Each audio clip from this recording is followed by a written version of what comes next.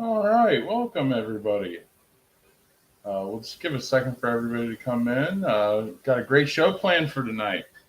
We're going to do some Star Wars Old Republic fan films. Uh, Let me go ahead and look this up real quick.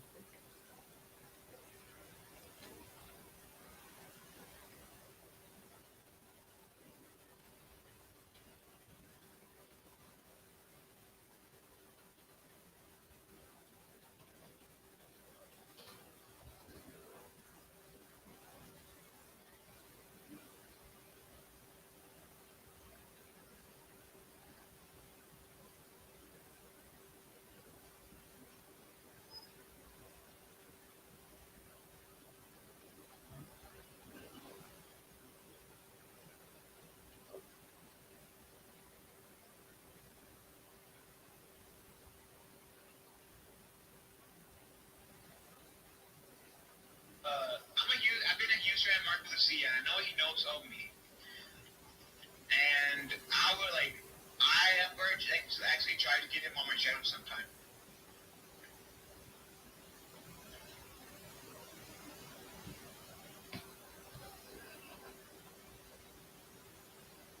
All right, let's give it a few minutes. See who shows up.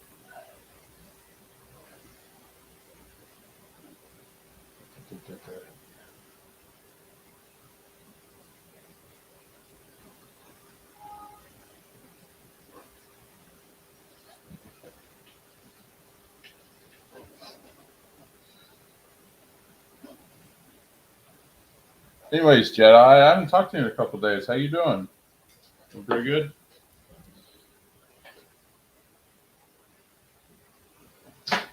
Eamon Faye, welcome.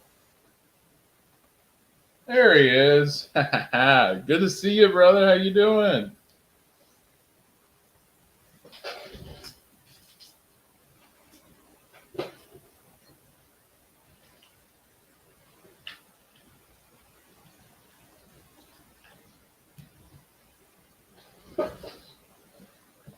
Jet Sparks. Let's see. Welcome, guys. Just waiting for everybody to come on in. I'm getting set up here. We will do this. I'll ask you guys a quick question that are here already. How do you like the way that they do like Freddy versus Jason?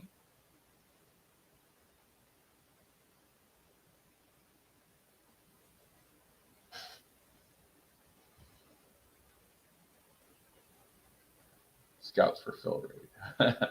Hey Tim, welcome. Thanks for showing up and hanging out with us. Definitely appreciate it.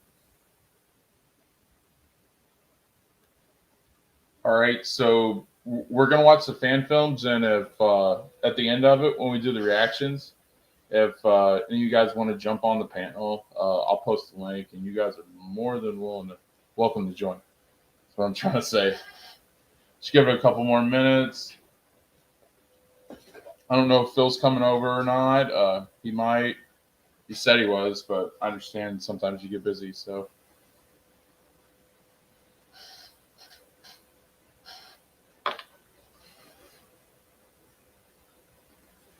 hey, there's Jedi. I'm so glad I started doing these evening streams, Jedi, because I really like for you to join us and stuff. And if this is what I got to do to make it happen, then cool. I have no problem doing that. I have no problem accommodating anyone. If it helps and we can get the interaction, the conversations going, then yeah, then I'm all for it. Not a problem. Glad to, and it's not that bad. Like few hours. I really don't have anything going on. Like the shows I watch, like my wrestling and stuff's not till late evening. So like dinner time. This is dinner time for me, so it's perfect. Okay, Jess Parks, you do like that. All right, so let me give you guys a rundown and what we're gonna do. We're gonna watch 3 fan films tonight. All right. One's going to be a full Old Republic It's going to take place. It's like right after KOTOR 1, but like prior to 2. So it's like that whole storyline. Then the second one we're going to watch is Darth Revan versus Nihilus. So this is kind of like if you're big old Republic fan like I am, it's like a old Republic multiverse. What if? And then the last one, and I know for you original trilogy fans and EU fans, specifically Jet Sparks, I know he's going to like this one. We're going to have Darth Revan versus Darth Vader. So it'll be almost like a Freddy versus Jason. So that's why I was asking if you guys like the whole Freddy versus Jason thing. All right. Goonies is here. Yeah. All right. Good to see you guys. Thanks for showing up at the show. I appreciate it. Let's give a couple more minutes. I want to see if Phil's going to be here or not.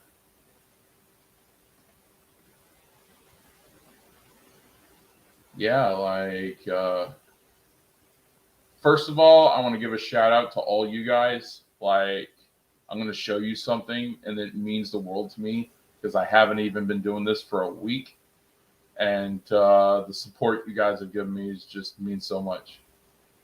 I am at 34 subscribers in less than a week, and you guys are absolutely amazing.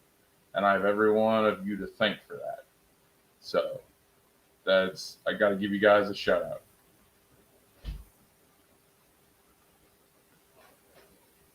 So yeah, definitely. Because this time last week, I might have been sitting at 12. And that's from the people that knew me, that knew I was going to start a channel, but I didn't even start a channel yet. What's your new profile pic, Fate? Oh, Grim Reaper. Heck yeah, dude. That is dope. Oh, yeah. That is dope. I like it.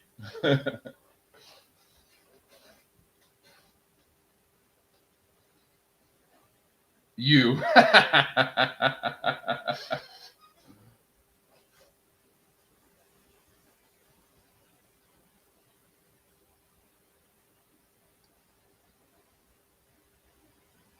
Dude, I know we aren't the biggest fans of the sequels, but that one Vader, that freaking scarred Vader helmet kind of looked like the Grim Reaper. I thought it looked pretty cool.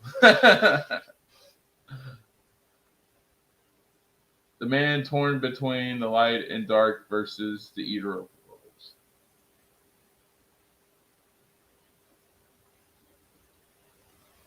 You got some really good headlines, Jet Sparks will say. It looks like me on a day where I don't get out of bed. Yeah. Yeah. That's great. Oh, like the Vader helmet or the Grim Reaper? Yeah, like some days I look like that too. So all right, guys. I'm going to I'm gonna start playing this. Phil comes in, let me know or something. We'll get him on. All right, I'm gonna go ahead and start it.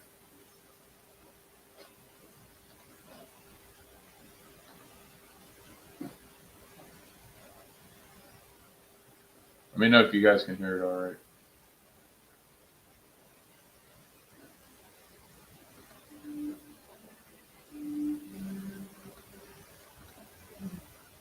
Hang on. Oh, no. There we go.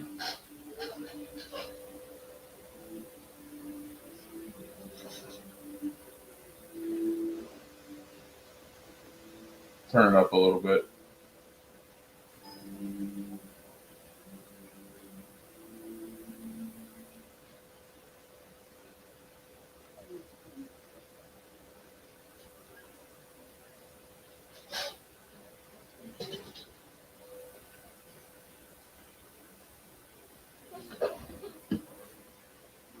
Hang on.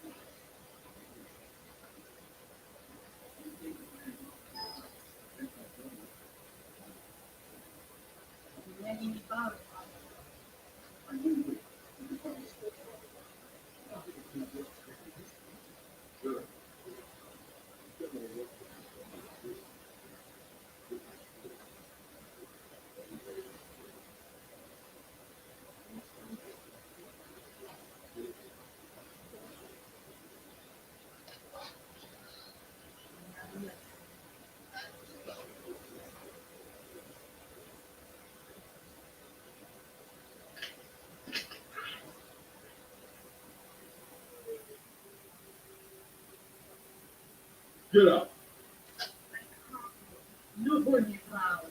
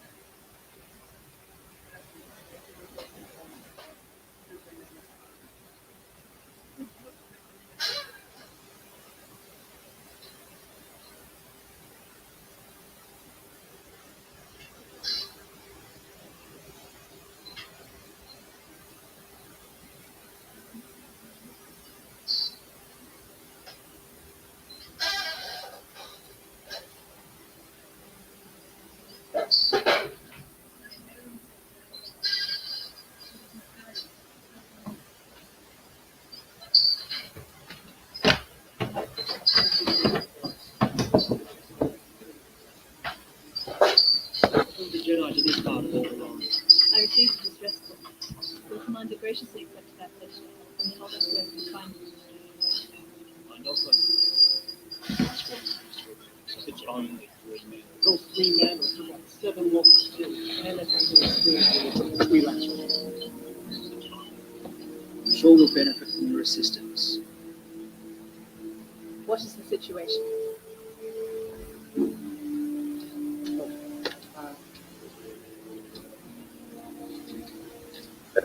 Based on local reports, we tracked the ship here. The beacon transmits a signal at timed intervals, and each one has led them straight towards it. We did sense a disturbance. They may be expecting trouble. Should have received another ping by now. So they found the beacon. They found their ship. Let them come. Mandalorians are no trifling matter. We should prepare for their arrival. We found a trick for their head.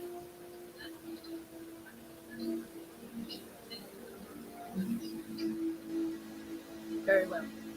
We will accompany you on your mission. Gear up. Let's move out.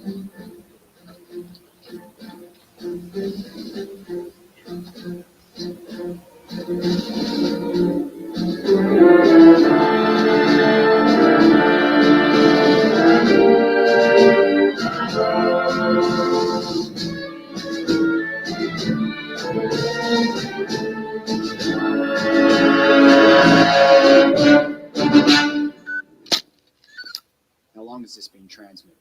Only a few minutes. She's been cuffed the whole time we're on foot. Before the grab then. What's the range in this device? Local. Wouldn't even reach Callisto Spaceport from here. I don't believe it. Bounty said unharmed. Both bounties. We need to find out if anyone's coming forward. What do you know that's worth this much? It's not what she knows. It's who she knows and what she can do. She's a data slicer. She can find people. Who is Clan Order looking for?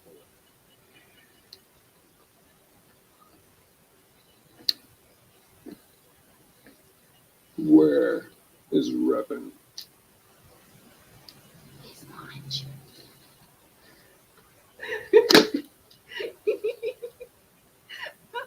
Smacking is no good until those Kens were off. How would I know where he is? I haven't seen him in 5 years. Niente ora vengo a niente.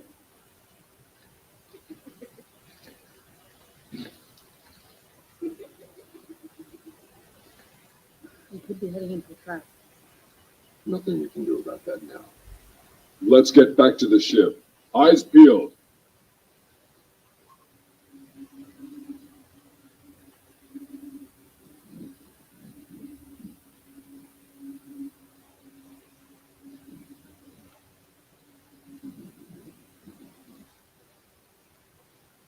So that jetpack you want.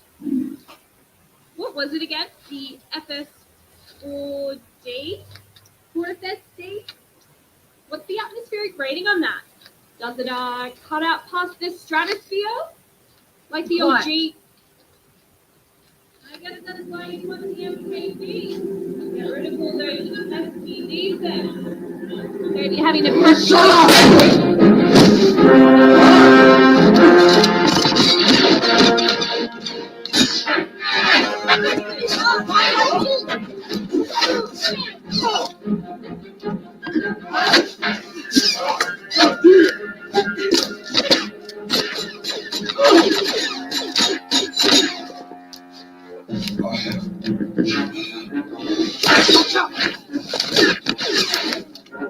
VIP on the run.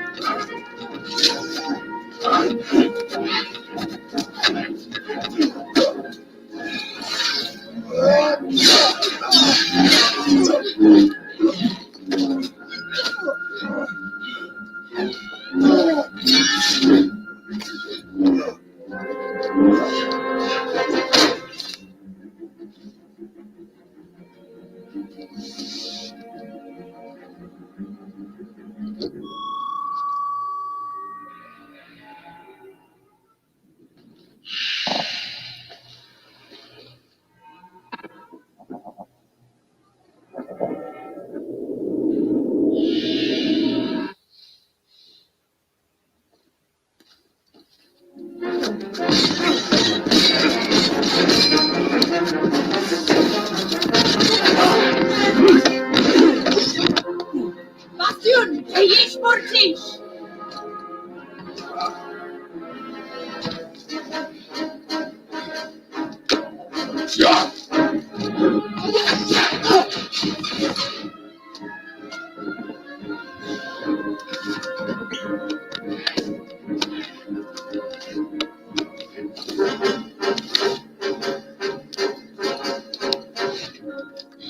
Jaeger, I don't have a clean shot. Copy. Eyes on me. I'll draw her out.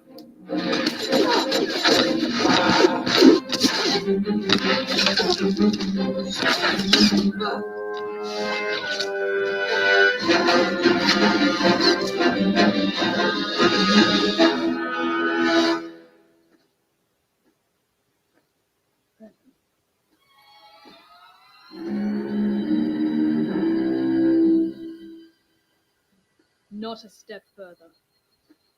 I am not here for you. Come peacefully, Revan, and I'm sure the Council will take your past actions into consideration. You may be given a chance to reform. I bear knowledge of the Council's justice, and I am a standing testament to their reform. I am doing what is necessary to end this conflict for good. Let me pass. No. You will face the Council, or you will die here.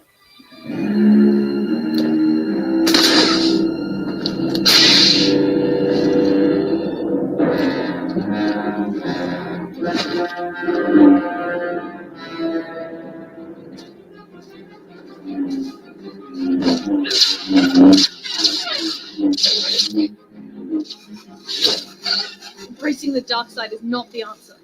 So good of you to think so.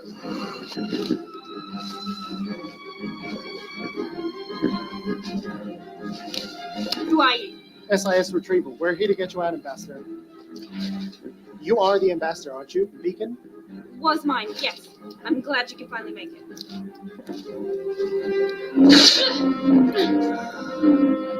Do not presume to tell me my path when you walk yours blindly.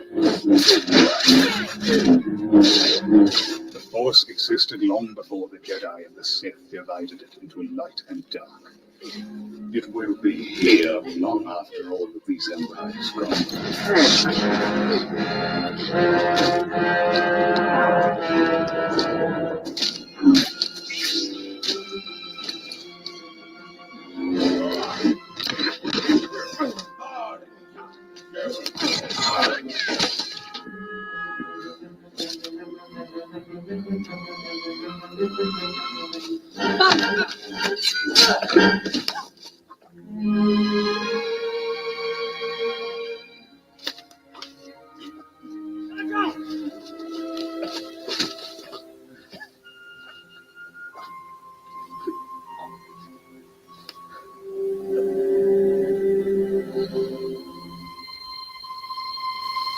You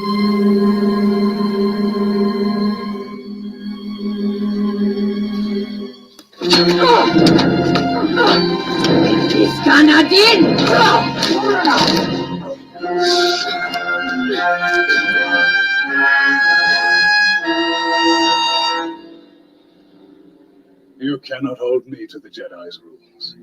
Is that how you justify hundreds of deaths? Using Sith ways to cut innocent people down?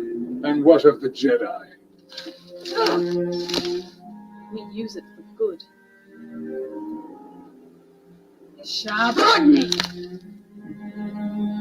Define good.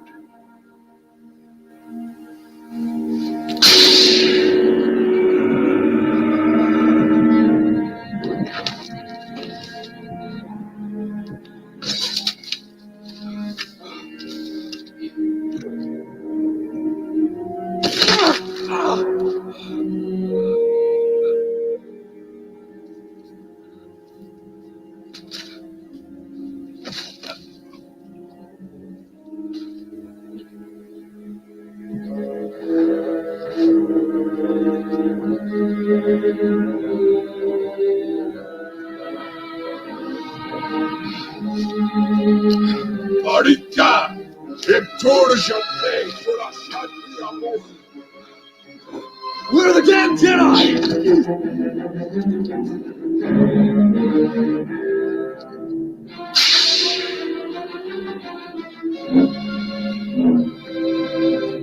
This is why the Jedi will never achieve peace.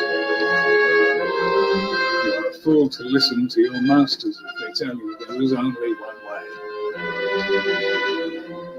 You must be prepared, or the next Sith you face may be your last.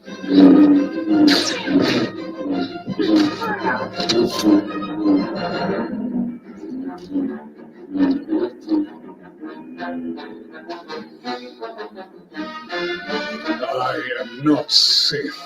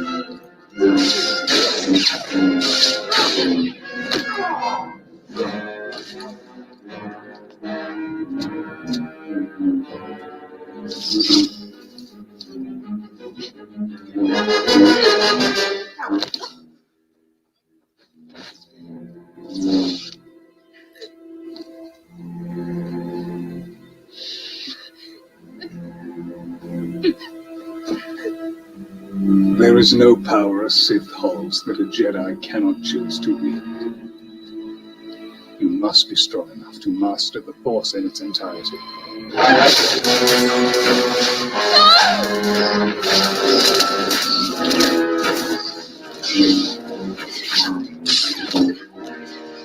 I do what is necessary.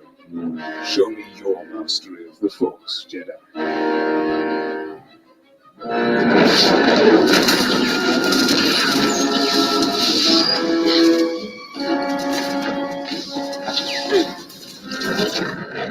Show me!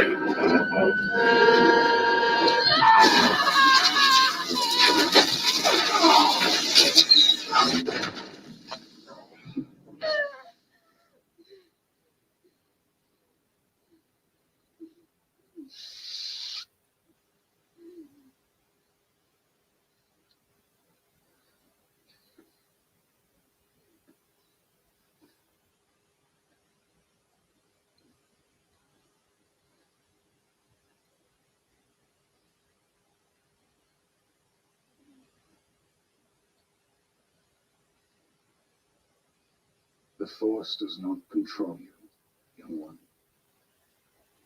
You saved your guardian using something you thought was abhorrent, but your motives are still aligned with the Jedi Code.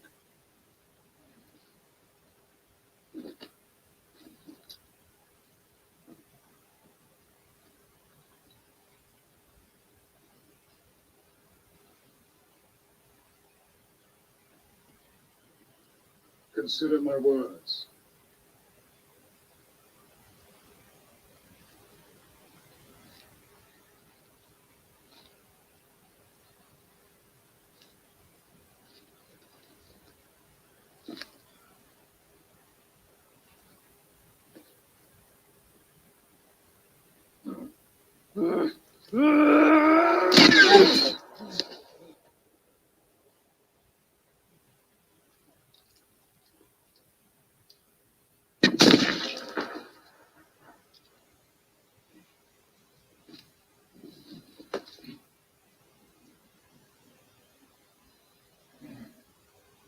Where is she? Hatish, Uraru, Jatesha, Oresol, Aruik, Nu.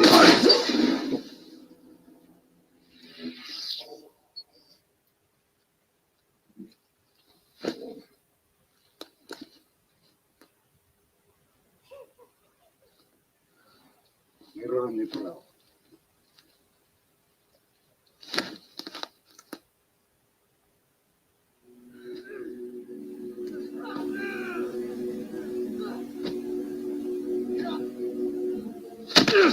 Golatroan! Golatroan!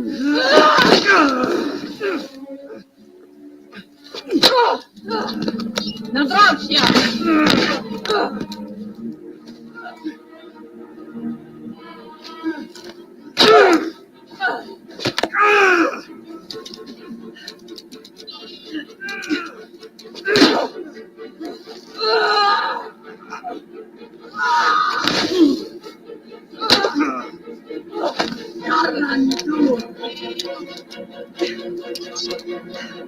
Drop it!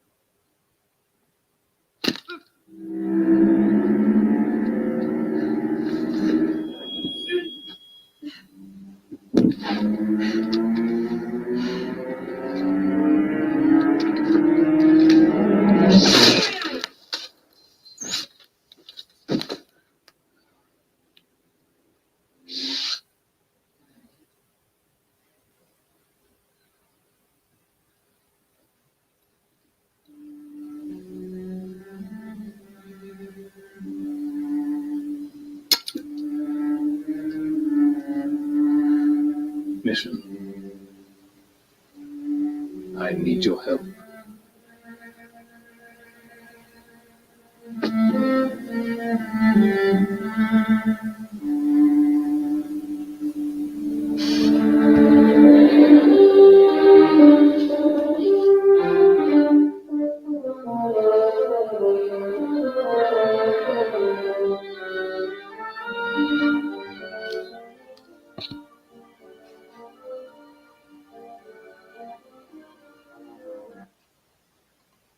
All right, guys. So right now I'm going to post the link in the chat, and if you guys want to jump on and just talk about this first one, we will get to it.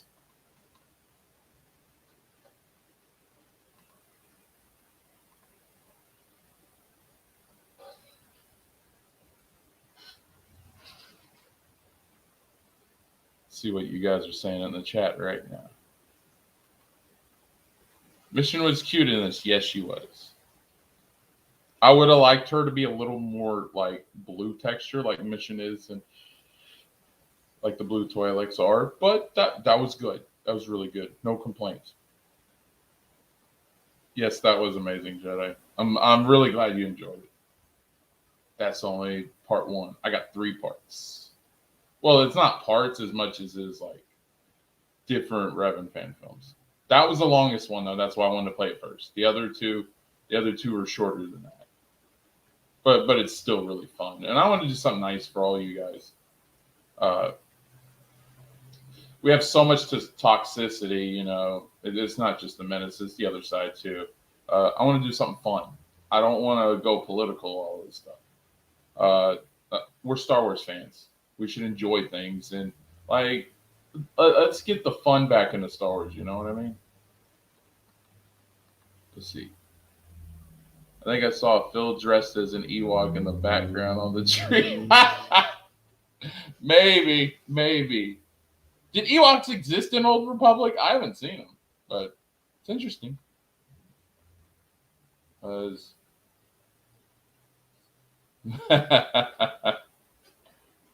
Phil was cute in the background. Oh my god, you guys. Phil, how much you got paid to be an extra? Oh my god, you guys are hilarious.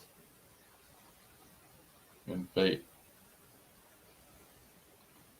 They probably existed, yeah, it's just that they haven't used them. That's all. It doesn't mean they don't exist. It's just and yeah, and like when they start going back, so like prequels, they've done the Wookiees, so they did Kashyyyk and the whole planet on that. They just haven't got to it. That's all I'm thinking it was.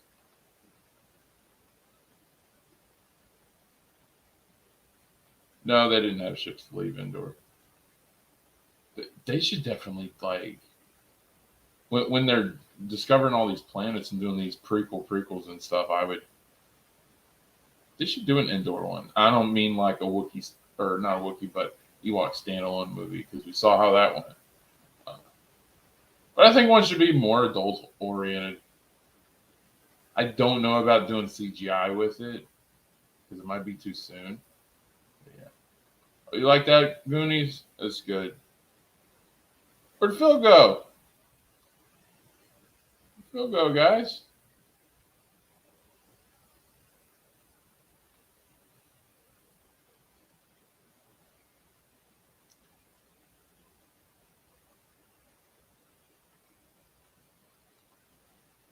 Now I want to see a series about Darth Revan, and you will. 2023, you do an Old Republic series. Well, they may start Revan or they may not, but like I show that to give us a glimpse on what we could get. So I'm saying we need a Revan. You don't have to retcon the sequels, but I guarantee you, if you got Old Republic, ain't nobody ever going to be talking about the sequels. You think that The Mandalorian is over? Freaking A, dude. If Old Republic started and it was Revan, and like we're going through like when Revan was a Jedi, like before KOTOR and all that, like when he was in the Order and he's grown up and stuff like that, and he's growing in the Order and he's rising up in the ranks, and they won't even be talking about Mando. Old Republic would be so freaking over, I swear. Like you wouldn't even you would think that the sequels were a bad fever dream. You wouldn't even. It's better than retconning. It would like be freaking erased from existence. Let's see, we need Phyllis is sus cosplay Starfighter. That's a mouthful. Yes, we need a Revan. Amen to Amen fate. Yes. Phil vented. Where is Phil? Is he popping in for 2 minutes and leaving? Come on, guys. Phil is sus. Yes, Phil is sus, Jedi. KOTOR games keep us busy until the series. Exactly, Goonies. I love your optimism because I feel the same way.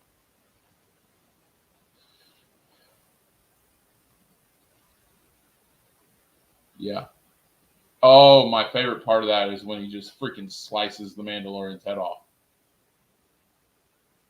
He's be like, you ain't messing with my mission. That was so boss. It was ridiculous. Oh, he's still streaming. Okay, Jedi. Well, maybe he just popped in for a second. I know Blinded and Tony popped in. Thanks, guys. I appreciate all the support. It's from the other community I was with. Great guys. Geek Getaway. Check out his channel if you get a chance. Really good stuff. He has educated me on a lot of social media stuff that I didn't know. I've heard of Gamergate, but I didn't know the whole thing, and Tony smarted me up on that. So kudos to Tony for that. And we're friends, and we just talk about a bunch of stuff. It's like stuff I don't understand. He'll explain it. Really great friend. Good person.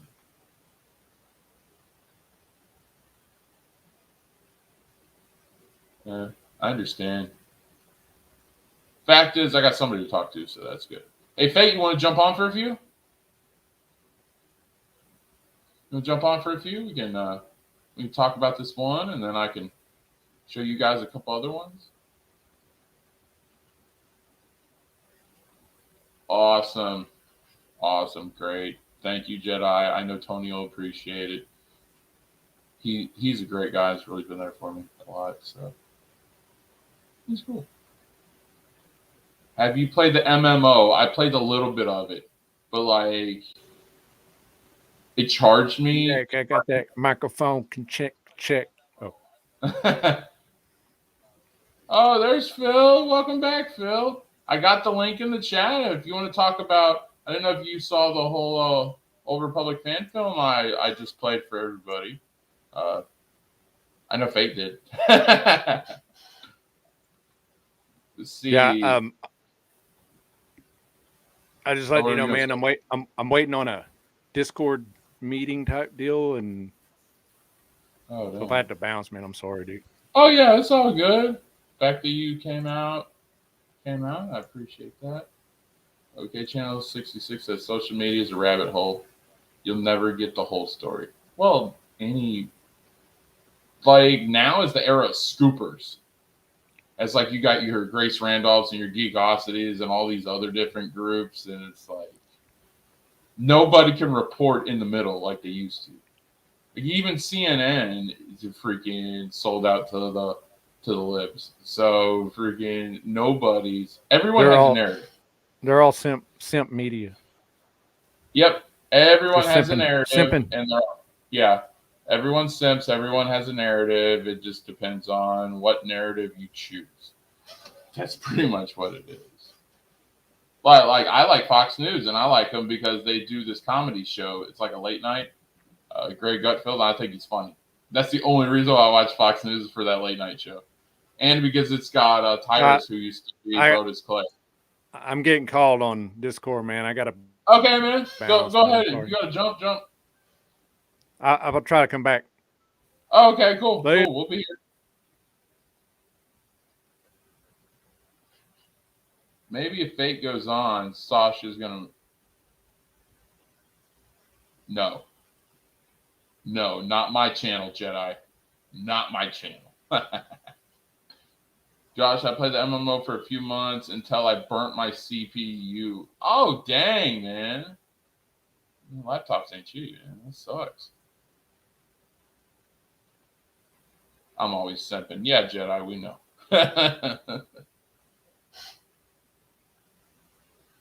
But Goonies, yeah, it wasn't bad. It's just anytime, especially like me being a KOTOR fan, anytime you hear the words Old Republic, like when it first came out, I was a little pissed off because anytime you hear the words Old Republic, you're like, where's Revan?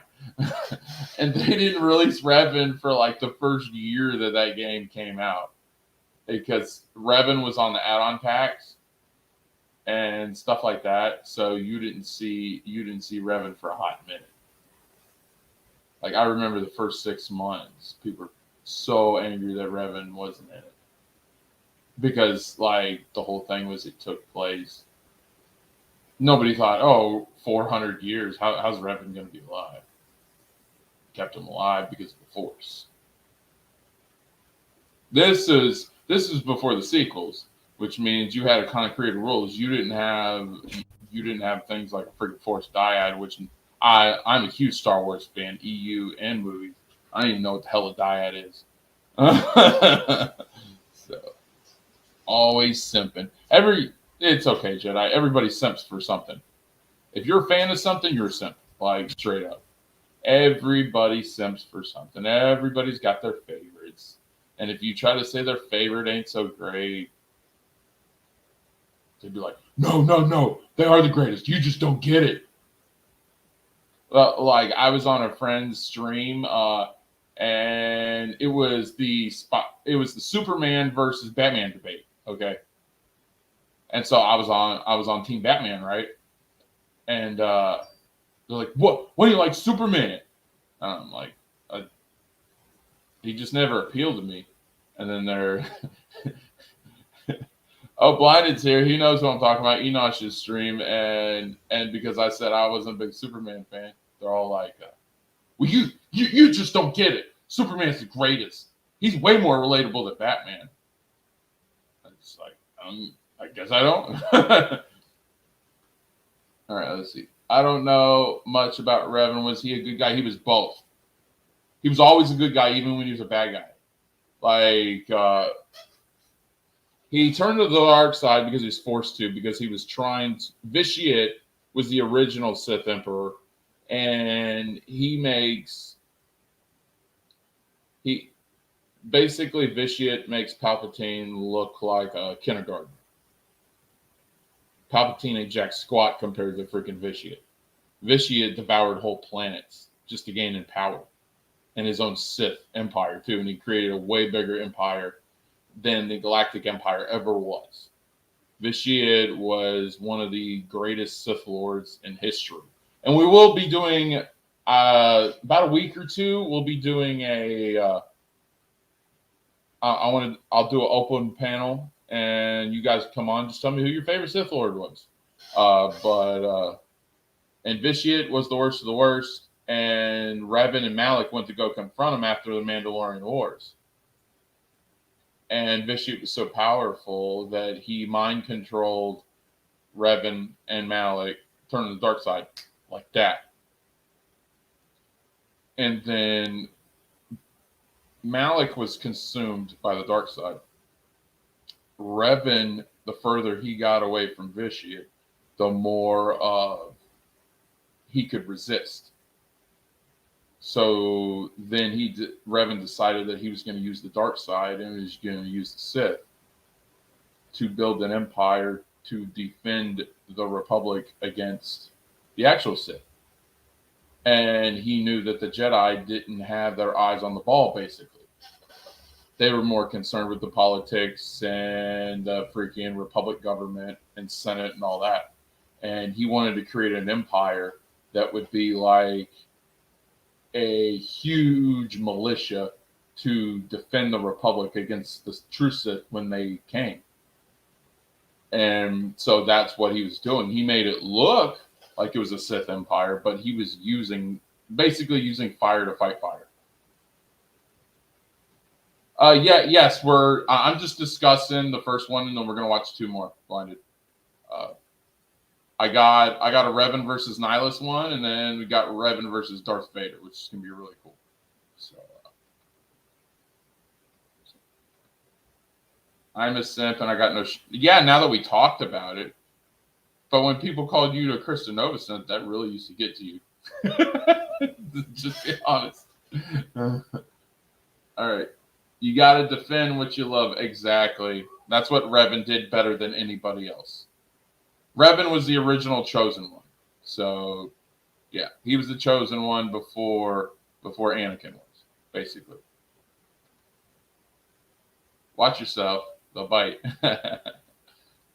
They had a Lego Revan minifigure a while back. I don't own one, but it's so. Oh yeah, I got Jedi. I got a Jedi Knight Revan for my son for Christmas. It's really freaking cool. And he then, the Eternal Empire, because he used Force essence to transfer his body. It's basically like the Star Wars version of a Horcrux. And freaking, he became Valkorion, which was still Vitiate. It's called Force Essence. And yeah. And then he created the Eternal Empire, which was huge and was full of Sith Lords. So that's why I don't like the rule of two. I think it's stupid. The Eternal Empire, the Eternal Empire makes freaking the Galactic Empire look like a bunch of kids at Chuck E. Cheese. Like, it makes it look like a joke. But it was amazing. Freaking Old Republic is so cool. It's my absolute favorite. Was Plagueis in the old? I don't know. I don't think he was. I think he was like High Republic right before High Republic. Because High Republic is not like a 1,000-year period. I think they said it's going to be like a 500-year period between the prequels and anything before. So, like, I think the end of Old Republic era was like right around Darth Bane. I could be wrong, but I'm pretty sure that's what it is. I'm thinking that when they do more High Republic stuff, it's going to be the Plagueis story. Phil is the Obi-Wan of Simps. Give me context to that. It sounds funny, but I'm not sure where the punchline is. No, he's Palpatine's master. Plagueis is... Oh, yeah, he's way after Darth Revan, dude. Plagueis is way after Darth Revan. Okay. All right, guys. If anyone wants to jump on the panel, let me know. I'm going to go ahead, and we're going to go play the next one. Let's see.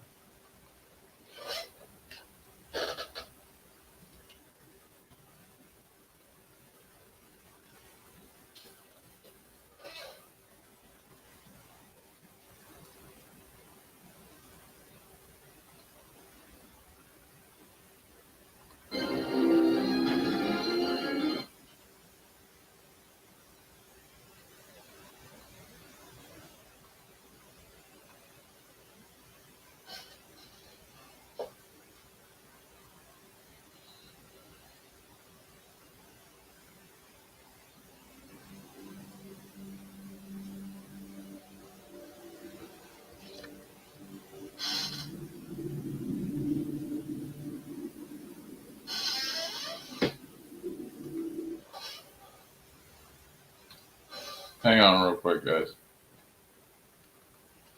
I'll go ahead and take that. Hey, Phil, you can... I'll post the link again if you want to jump on.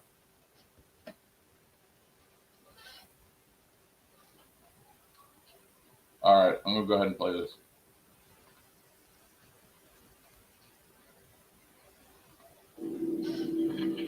Something truly evil has emerged from the shadows.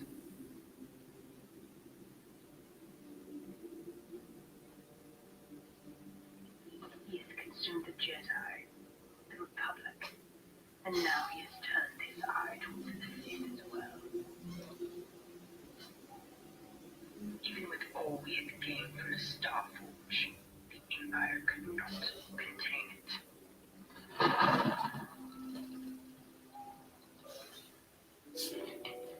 I, the one thing that can destroy it.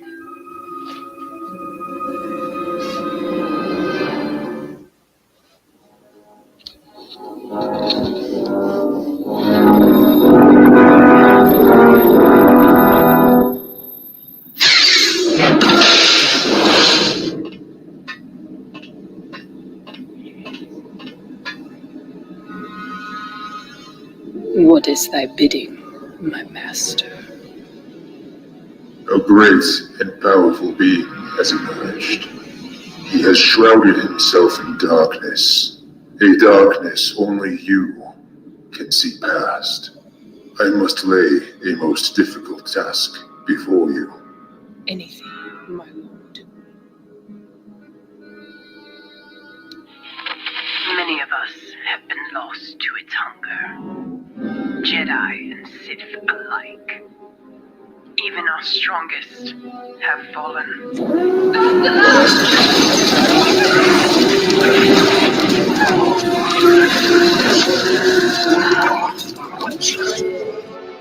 Lord Revan has laid this task before me, knowing only I can see through his illusions, knowing only I can draw him out.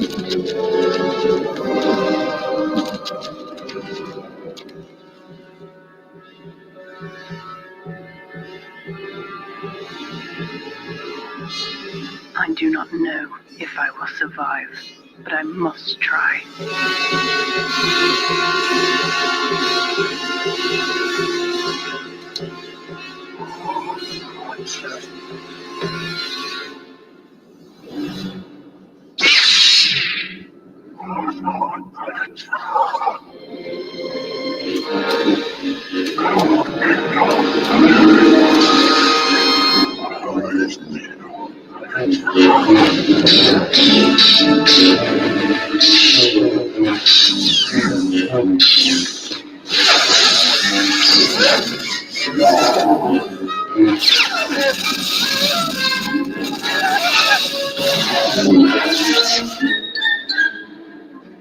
Mitra is revealed. Go on.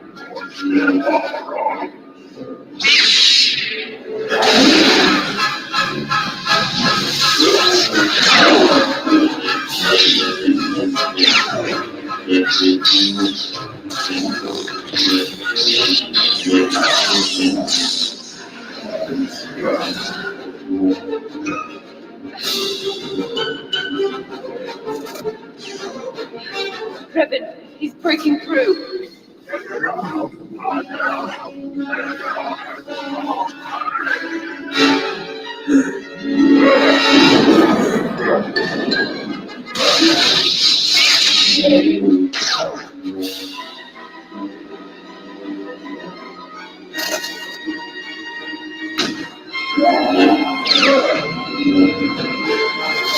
Your legions will no longer work on me.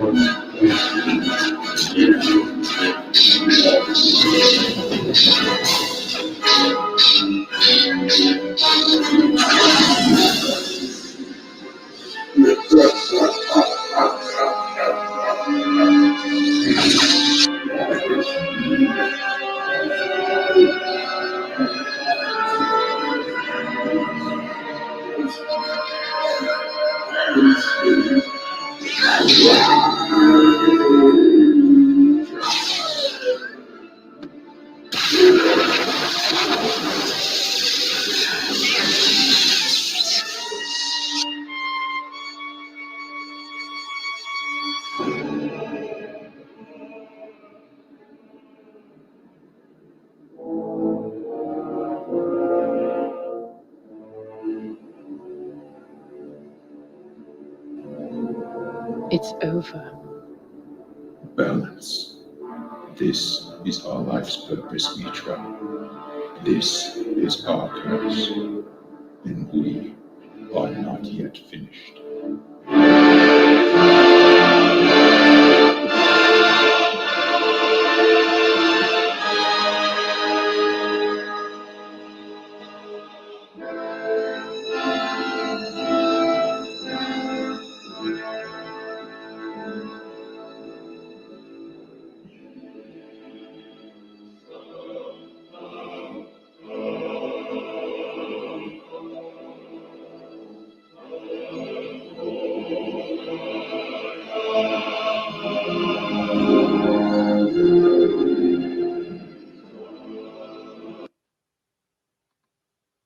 All right, guys. What'd you think about that one? Oh, who's the guy with the mask? That was Darth Nihilus. He is off Star Wars Knights of the Republic 2. He's part of the Sith Triumvirate, which consists of Darth Treya, Darth Nihilus, and Darth Silent. Darth Treya is like the final boss. Then Nihilus is the second strongest, and then Silent is like third. Awesome. If you ever get a chance, check out Star Wars Knights of the Republic 2, The Sith Lords. Really good storyline.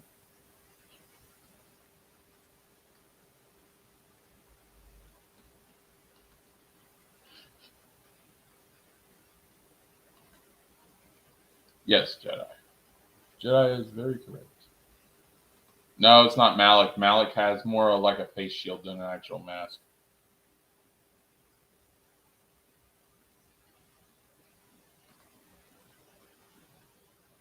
It's been a while since I played the KOTOR game. Was a kid. Oh, it's okay. I'm just. You asked. I'm just trying to help.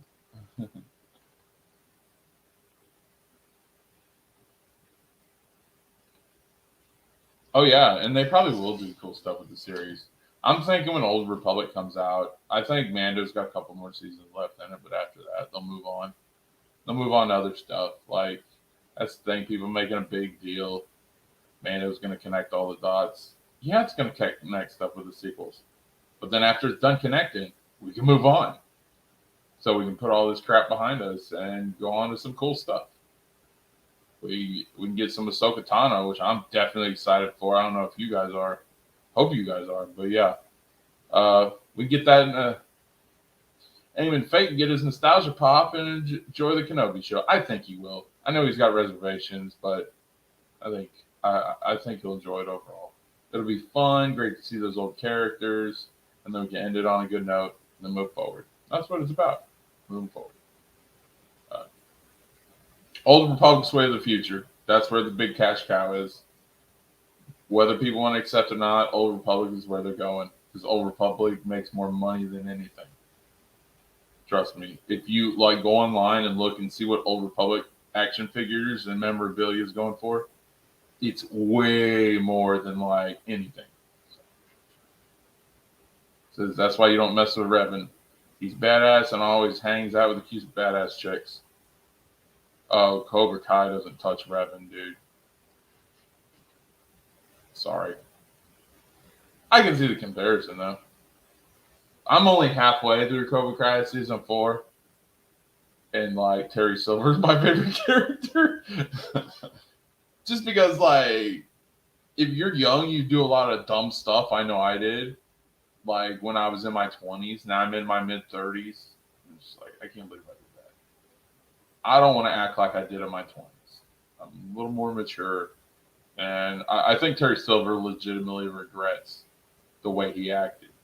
Like he said, he was doped up on coke, and he was a freaking egomaniac. And he doesn't want to be that guy anymore. Even helping Cobra Kai out, he doesn't want to be that guy. He wants to teach him a better way. So, yeah. Oh, yeah, music's going to be badass. Love John Williams. Some of the classical stuff I'm a huge fan of. I only know this because I play Star Wars. Oh, you play? You play too? Awesome. I'm a huge. That is like my number one game right now. Galaxy Heroes is my shit, dude. Like, we got to talk after or something like that, or on Discord or something, because, yeah, you playing Galaxy Heroes. I gotta see what guild you're with, dude. Maybe you can come join us if you ain't got one yet. Or if you're not with a big guild. I love Galaxy Heroes. Ahsoka's one of my favorite Jedi. Yeah. Like I wasn't a big Ahsoka fan. I gotta admit it first. I went Clone Wars. At first I didn't like her, but the more she grew up, and especially when she started doing Falcrum and freaking Rebels, I really liked the way she matured and grew up. That's when I really, and then like I watched Mando at first and I didn't realize how important Ahsoka was, and then I went and watched Clone Wars and Rebels, more Rebels than anything, and then I went back and saw Rosario Dawson, and it's like I got emotional in that season too, because that was really good. Yeah, the mobile game, it's really good. It's free to play or pay to play, depending on if you want to spend or not. I got the Hyperdrive bundle, and I've just been doing free to play. And I'm missing one Old Republic character, and I'm trying to get right now, and that's Darth Malik. And it's freaking murder trying to get him. I'm going to have to get my gear all the way up, like 12 or 13. Yeah. But that's the only one I got left. And I actually, by playing Galaxy Heroes, I started getting into characters that, like, there's certain sequel characters I'm into. Like, I like BB-8, and I really like the First Order. Like, not so much about the other characters. I still don't care for Rey, because you really don't need Rey. Because all the Reys that they have, I don't think, it's like, she's a Jedi. She's unaligned Force user, like every character they have her. But, like, I mostly play it for the Old Republic, because that squad is just so badass. And but freaking, I'm starting to get into characters that I didn't like. I really, really starting to like Kylo Ren. You know, because they show him in a different light in Galaxy of Heroes. Like Kylo Ren looks straight up badass in that game. Like, so yeah. Let's see. Phil says, after playing KOTOR on the Switch, I love that era. Oh yeah, KOTOR is fun. Like it's got a lot. They try to say, oh, just copy the originals, but sometimes you need to copy just a little bit of the original or the original trilogy, not the whole thing, but you want to get people familiar. Do you ever think I would have gotten to KOTOR if they wouldn't use Zalbar, who's a Wookiee, just like Chewie? It was familiarity. Or like T3M4, who's a droid that looks very similar to R2D2. Or HK-47 is a assault droid. So he's like the droids from the prequels mixed with the sarcasm of 3PO. Like sometimes it's good to use a little familiarity to get people hooked into your product. Revan probably ripped Cobra Kai's arms and legs out. No, freaking Revan would manipulate. He would try to talk him into something first. If you notice, freaking the only reason why Revan was attacking anyone, one was to teach a lesson, and two, because they were threatening Mission. They were going to freaking kill Mission. And if you remember in the Knights of the Old Republic games, Mission was very loyal to Revan. Even when she found out his identity, she was very loyal to Revan. And he was rewarding that loyalty. That's why he stabbed the Mando and chopped the other one's head off. Because they were going to kill Mission. So Revan's like, over my dead freaking body. Revan only killed people when he had to. You'll notice even as Darth Revan, he didn't just slaughter people for the hell of it. He only killed when he had to. So and that's what I love about it. After playing KOTOR on the Switch, I love that era. Yeah. I think I read that already, sorry. It sucks that I got to play KOTOR and had an OG Xbox and have the knowledge from the characters. So yeah, but like this is why I'm excited for remake, guys, because we're gonna get these updated graphics. Like I don't know how you guys feel about Final Fantasy VII remake, but it's awesome. I love that game. I got like the deluxe special edition and everything. Old game. It's really grindy if you're free to play like me, but if you don't mind, yeah, it's fun. Like that's the thing. It can be addicting, but don't let it be. Like I play 3 different games. I play Marvel game too, and then of course I'm doing these streams and hanging out with you awesome people. So like my energy's building up right now as we're talking, Jedi. So yeah, that's awesome. You gotta add me. I got like 3 relics. I could definitely help you out. I don't know how far you are along, but yeah, I got my Boba and Vader almost maxed out completely. I think I got Boba Fett at like a relic 6. So yeah, definitely hit me up. We'll share freaking invite codes and or ally codes and talk on there too. Oh, Nihilus is awesome. I like Nihilus. He was basically like a Vitiate mini-me, except he didn't have the self-control that Vitiate did, and wasn't the mastermind that Vitiate was. I saw Ahsoka's potential day 1. Of course you did, Phil. Of course you did, Phil. Hey, Phil, you gonna join, buddy? I'd love to talk to you. I have a good guild at the moment, but I have... Okay, cool. I didn't know you were the guild. That's awesome, dude. Ooh, Relic 7 Grievous, man. Dude, you have a droid squad? If you do, if you have a droid squad, even a Separatist droid squad, you must be killing it, bro. That is amazing. The worst grind was getting all my old Republic to freaking 7-star so I could get both the Revans. Well, actually, it only took me like, say, 2.5 months. But I love both my Jedi and Darth Revan. Like, I love them both. They're great. That's a dope Jedi Knight. Okay. Those guys are really cool. You play for fun. Oh yeah, it's great. And like I said before, you'll get into characters that you normally don't like period. Characters that you would normally like, they suck. I don't like the prequels. Like I got a First Order squad, and especially that red Sith trooper. Freaking cool. Like I like it. I like General Hux. I like Mass Kylo Ren, and then Supreme Leader Kylo Ren's really good, man. He just shreds people. Plo Koon would be my Jedi Master and his BCA co-lord, and their history is so interesting. Oh yeah. That's the thing. Like I think Goonie said on another stream that it was Phil's stream.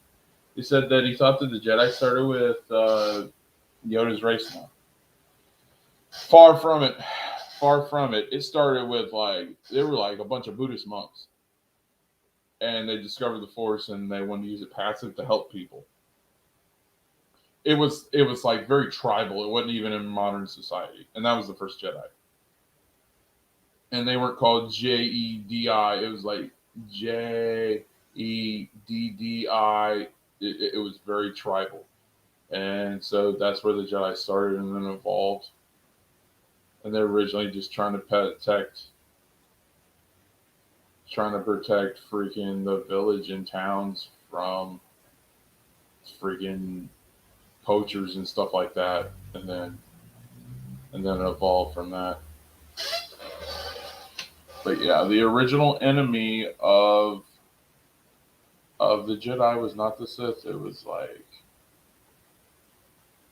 either poachers of the townsfolk or some stuff like that. I've done a lot of Civilization X. They do a lot of Star Wars content. They're unbiased. They are fair, straight down the middle. They're really good. They just give you the facts, no opinions, just the stories, and that's what I like.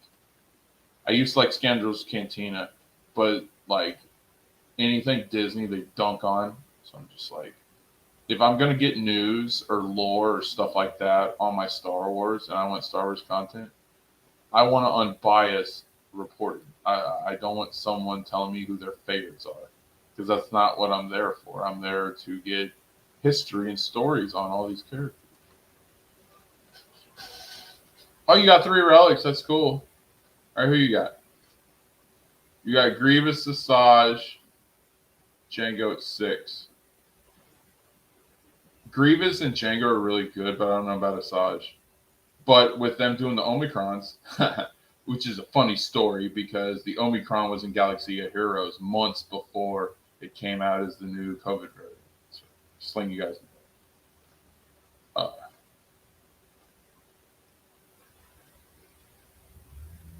On Switch or PC. Yeah, it's not much different. It's pretty much the same play. PC is probably the best because on PC you can mod it. But like in KOTOR 1, I put it was KOTOR 2. No, it was both of them. Yeah. I put a bank. But like, why would you put a bank? It was called the first bank of Coruscant. And anytime I was running low on credits, I'd go get that so I could buy stuff. It was freaking awesome. But yeah, like I put a bank in KOTOR, which I thought was great. Oh yeah, you got Droid Squad. Droid Squad's really good. Like I just got Grievous to 7-star, and let me tell you, that was murder. Straight up. It is not easy getting Grievous shards because there's nowhere you can farm them. You just gotta wait for shipments and hope that you get lucky, or hoard your shard shop currency. So yeah,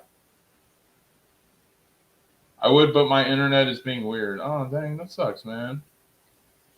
I'm actually doing it solo. I'm surprised. Usually, I'm so used to working with a co-host.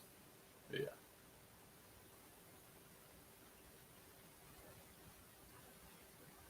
I'm really good with some cool theory crafting.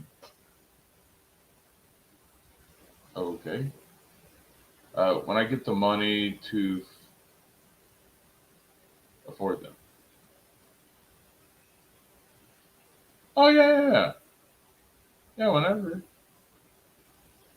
But like, if you go, you can get them on mobile app too. You know that, right? You get them on your phone for like $10, $15. Like, I got the freaking 2-pack. I got KOTOR 1 and KOTOR 2 for $20. So they're definitely affordable, and there are a lot of ways you can play KOTOR. So no worries. Try downloading on my phone, but it has no space. Can you download it on PC or console? Yes, but you would have to get the disc. I'm not sure. Actually, since we're here, let's go on some Amazon real quick. See how much it goes for. Go check it out for you guys. That's what I'm here for. Not just a guy doing a show that doesn't give a crap about you. I'm your friend too. So let's see what we can find. I'm gonna type Star Wars Old Republic. Oh my god, it gave me books, dude. Alright, so that's the one for Switch. That's the digital code, or you can just go on Switch and buy it, as long as you got a card. But if you want the digital code, you can get digital code. Oh my god, look at what's it going for Xbox right now. $94. I guarantee that's brand new. Guarantee you that's brand new. That's platinum hits. Don't ever get, if you're a collector, because I'm a collector, don't ever get platinum hits, because the value goes to crap. Like, straight up. All right. Yeah, see, like KOTOR 2, and that's OG box. That's $45. This is what I do. I collect. I'm a video game collector, just to let you guys know. Battlefront 2 is also a very rare game, if you're looking at rare Star Wars games. Let's see. I'm going to go back up here and type PC, because Jess Sparks was asking about PC, so let's check it out. Fallen Order, Squadrons.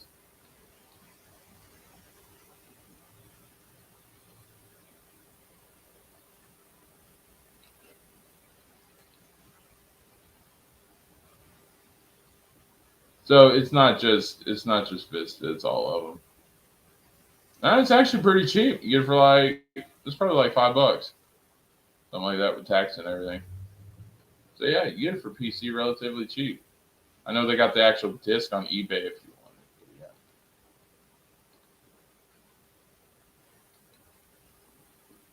On the Deep Core World of Tython. Yeah, the original Jedi.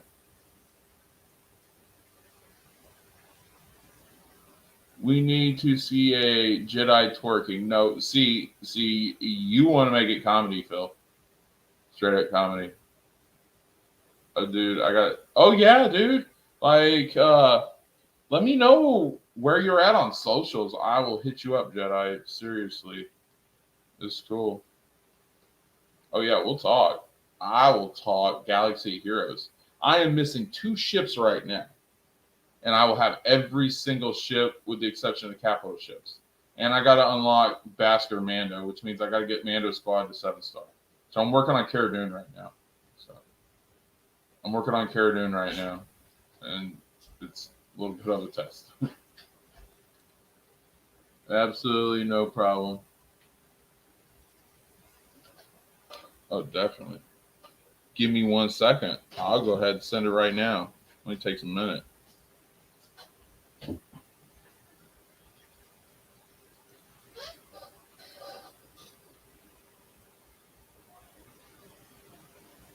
Yeah, I'll just go ahead and type in the freaking ally code, and I'll get it sent out. That way you get in the booth. All right, let me read some of these other comments while I'm waiting. Actually, it's going to load up right now.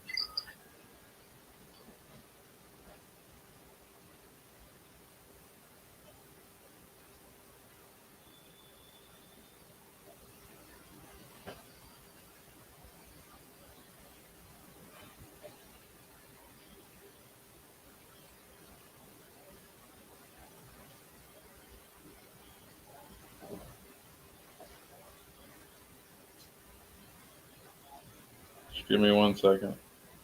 I'm typing in the ally code right now.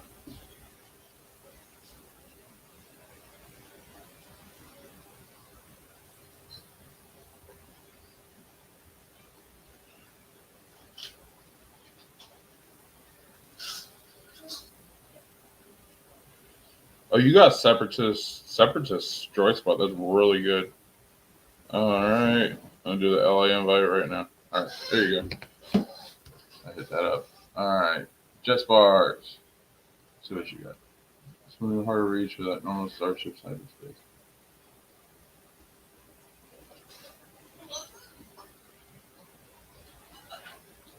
All right. I'm gonna go ahead, Jedi. I'm gonna go ahead and make you a mod. Well, I was not. I don't want to have everybody's a mod. I love Phil. He knows I love him. I appreciate everything he does for me. But I don't want to put that burden on you guys more than anything. So.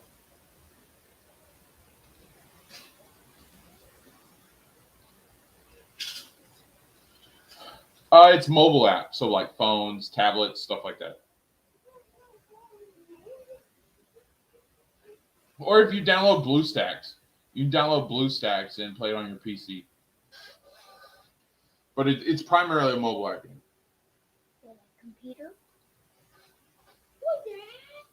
Well, Mike, I'm doing a show. Thor, I'm gonna wait for the remake. Yes, the remake is great. I can't wait for the remake.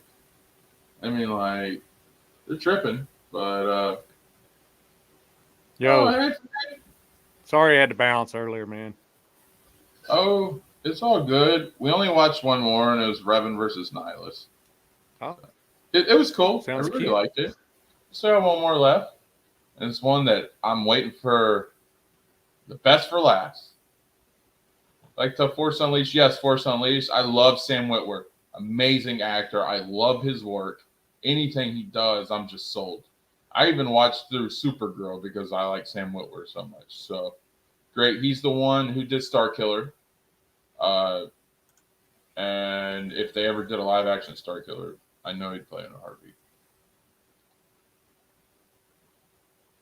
I'm only on YouTube and Twitch. Oh, dang it, Jedi. Well, at least we got you on the Star Wars game now. So, I'm on Twitter mostly because I'm part of a wrestling fandom there, and just to talk to all the other wrestling fans. That's why I'm on. That's the main reason why I'm on Twitter. I will talk about other stuff, but it's primarily because I got a bunch of fans, wrestling fans, and I'm part of wrestling fandom.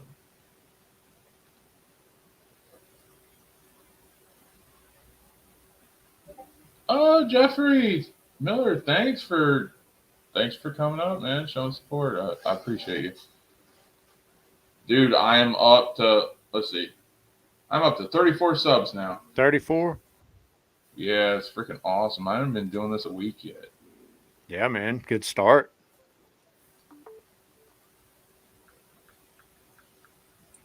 Yeah, Jet, let me play this. I'm going to do the final fan film, and then you are more than welcome to join. Thank you, Phil. I try to be amazing. I want to put out different content and be different. I don't want to just do Phantom Talk. We can do Phantom Talk, and I love that, but I want to mix it up. I'm going to do fan films, maybe some video games in the future. Just don't know how. Talk about the Last Jedi. I'm trying to move forward, my friend. These aren't the droids you're looking for. These are not the droids we're looking for. Move along. Move along. that is like my favorite line from. It's like when I was a kid and I saw the Jedi mind trick for the first time. I'll try to be more careful. You'll be dead. I felt the passion when you said it. That was great. I love it, man. I love that. Josh, can you put up the Star Wars Galaxy? Simply amazing. The gameplay, no, it won't be copyrighted. It's just you can't play the music. If you notice, if you follow Arnold or AP Games or those guys, they never put in the music. And then like Arnold, he has DJs that have their own freaking music that's trademarked already. So that's why he does that club scene and plays all that music in the background, which is actually really cool. Because he can't play music directly from the game because he's gotten striked a couple times. So what's will go? Star Wars Galaxy Heroes. It is a mobile app game. It's free to download and play. The only time you have to spend money is if you're impatient as hell. Basically, I take my time. Like, I figured out the game because I was looking for games that had Old Republic characters. This was like right after Rise of Skywalker, and I just wanted positive Star Wars in my life. So I started anytime Star Wars puts out some crap, I always go back to Old Republic because it makes me feel good. Yeah. So I started searching it, and they're like, "Oh, Revan's in Galaxy Heroes." I'm like, "Oh, I got to play this." So it's like got all the eras. So you could have Revan and Malik versus the First Order and freaking whoop the shit out of them, and it's wow, it's great. Like it's got every era in there. They did a Legends month in December, which is cool. They came out with Starkiller, Mara Jade, Dash Rendar from Shadow of the Empire, Darth Talon, and Kyle Katarn. Those are the latest characters to come out.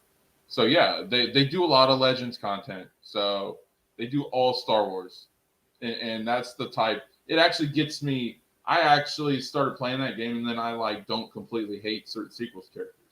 I still don't like Rose Tico and Holdo, but I'm starting to like the First Order, and they make Kylo Ren look like a badass in that game. So yeah, it's really cool. What's up with Phil's tattoo wiener? What? He's over there. He's over there slanging his tattoo wiener. Oh my god! I don't even know what this dude talking about. Bro. The voice of Maul. Yeah. So I'll eventually get to some gameplay. We will definitely. We'll do some gameplay. We'll do some freaking. I'll probably have to do BlueStacks, but freaking. We will do some Star Wars Galaxy Hero. I promise you. That is part of the reason why I started this channel, Jedi, is so I could put out that content. So yeah, I'm definitely give me about a week or two, and I'll get that going. Yeah, you're climbing fast, man. I know. I'm surprised. Came out the gate. You want to buy some death sticks? Oh no, you did episode 2 reference, and just to let you know, episode 2 is like one of my least favorite Star Wars movies, period. There are 2 things from episode 2 that I liked. One, Yoda bouncing around like a pinball. I just thought that was great. I don't give a shit. I thought that was great. Second, Mace Windu looks like a complete badass when he chops Jango Fett's head off. Oh yeah, that and like he said, Yoda. Like we got to see Yoda use a lightsaber. What was it? Anakin said something about being as better than Yoda at lightsaber, using a lightsaber. And he's like, in your dreams, young Padawan. Yeah. Or it was Dooku or something, yeah. Something. If you guys go up to a girl and say, I got 2 death sticks in between my tattoo here, my friend told me that is like the corniest freaking pickup line I've ever heard, Phil. How do you score anybody? All right. Freaking the whole reason why you got Mandy Summers on your show is that you probably freaking went Playboy and Phil probably bought one of her freaking Indiegogos. Oh. No, I'm just kidding. Just talking a little friendly trash, Phil. I used to watch a lot of. I can't say Arnold because Arnold. Yeah, yeah. Star Wars Galaxy Heroes is something I found before G&G or Phil. Good. So it's something we can relate to. Because we ain't gonna relate on the G&G thing. We can relate to the Phil thing. I used to be G&G too, but it's like I'm all Phil. Yeah.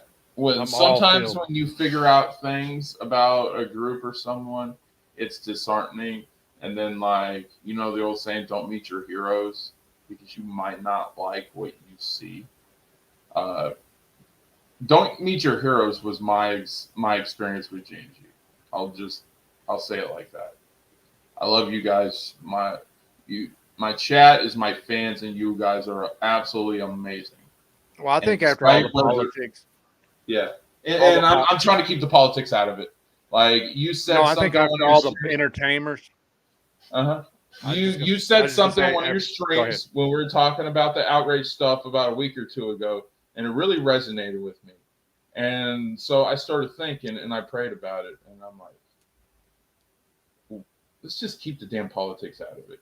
Well, I was just going to say, like, the Hollywood crowd, like, ever since they started giving their opinions and stuff, and then they just become distasteful with all their opinions. And it's like, you know, like you were saying, you meet your heroes, you might find out you don't like what you see or something like that. So, you know, I've stopped idolizing a few years ago. Like, I really have, man. I don't idolize too many people anymore. I have some people that have inspired me, but whether I ever meet them or anything, that ain't a big deal to me, man. Yeah, definitely agree with that. I've been playing Star Trek Online. Love that game. Cool. I'm glad you enjoy it, buddy. I'm just not a Star Trek guy. I've said it a bunch of times before. I like Next Generation because my dad liked that, and that's how we hung out initially.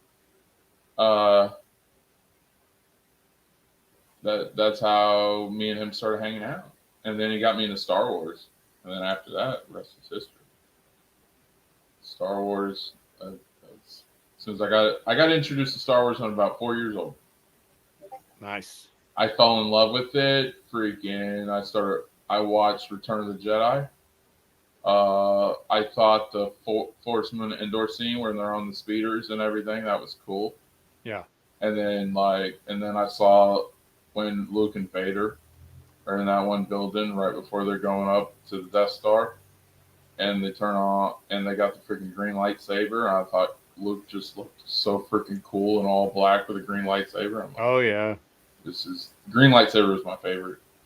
And then when I saw Qui-Gon with the green lightsaber and Phantom Menace, I thought that was awesome too. So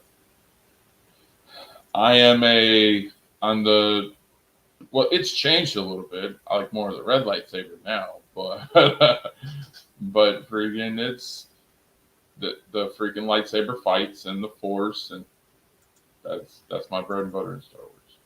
I'm a Jedi or a Sith fan. I mean, that's what I show up to Star Wars. That's what I'm there for. I'm there to see lightsabers, man. Mm-hmm. Yep, same here. I like the lightsaber fights, especially the one in Episode 3. Yeah. That's like, and you said you used to be a wrestling fan. That lightsaber fight is like the perfect wrestling match. It's like, if you look at wrestling matches and you were to say, what's the perfect match? Beautiful storytelling, perfect match, great competitors, like stuff like that. Star Wars, that lightsaber fight between Obi-Wan and freaking Anakin, aka Darth Vader, or Lord Vader, freaking that fight in Episode 3. I don't think there was a better lightsaber fight in Star Wars history. Cinematically, I don't think their passion they put into it resonate.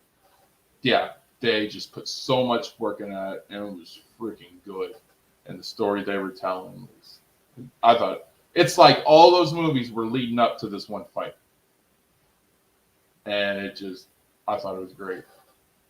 No, Jedi, it's already midnight.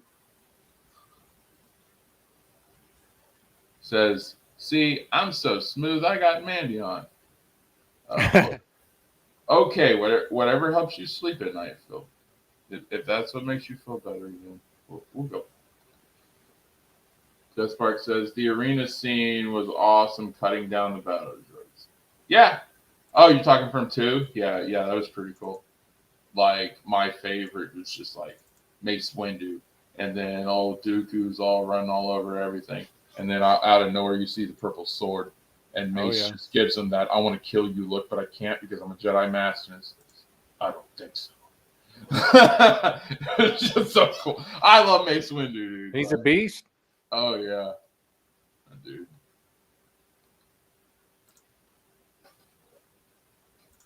He's a beast. I am trying to click on it. Isn't it wrong? Okay. Goonie says Star Wars will live forever. It will get passed on to generations to come. Yes. And like every former generation doesn't like the new generation Star Wars. So it's like everybody has a Star Wars for their own generation. 30 years from now, everybody's going to be like, hey, Star Wars, man. Star Wars is great.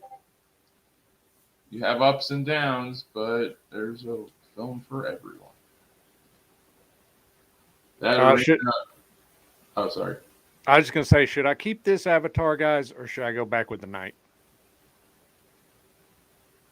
I would keep the new one for a little bit. Because the new one's me. It's actually a picture of me. Okay. Yeah, do the new one. I would do it for a little bit. Everybody loves it. Seems like you like it. So, all right. Let's go ahead and get this third fan film done. And then we can talk about it and then wrap up or whatever. There we go. All right. This is the best for last. It's going to be Darth Revan versus Darth Vader. All right. Yep, this is the one. So I got the.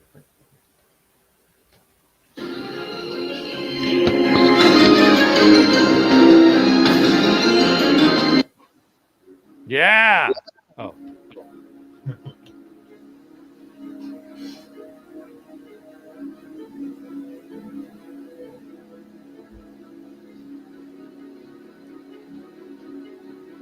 Wait here.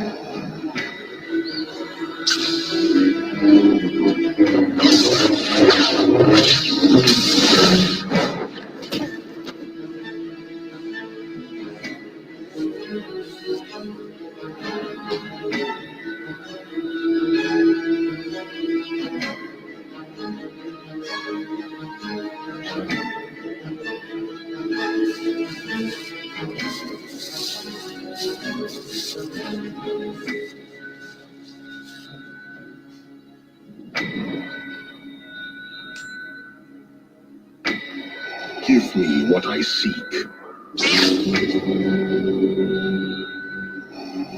How unfortunate.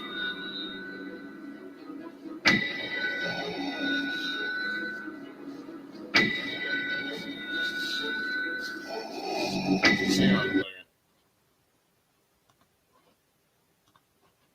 Just gotta get that. I'm feeling it. Then we'll get back.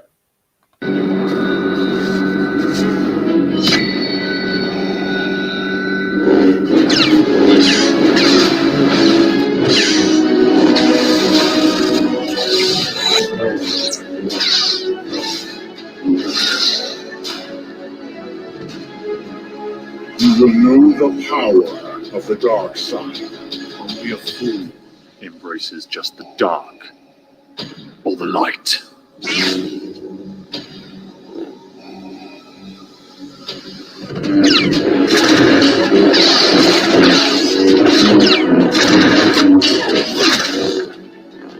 Your concern withers your strength.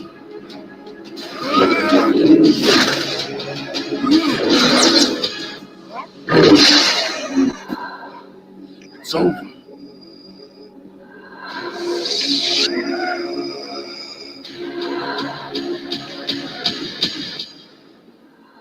Fool.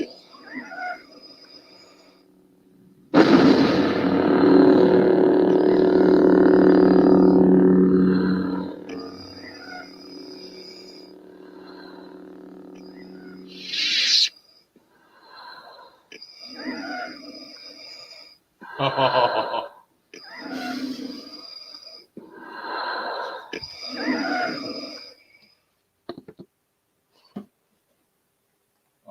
right. As a globally recognized elite. Yeah. What did you guys think of that? Man, that was awesome, dude. I'm gonna watch that again.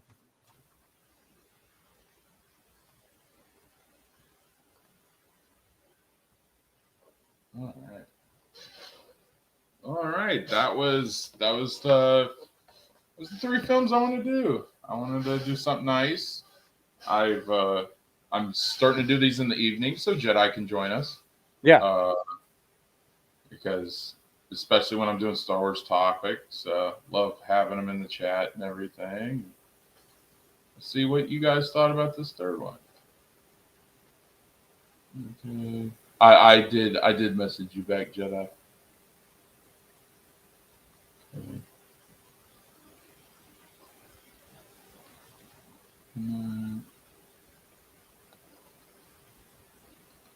Choose your fate.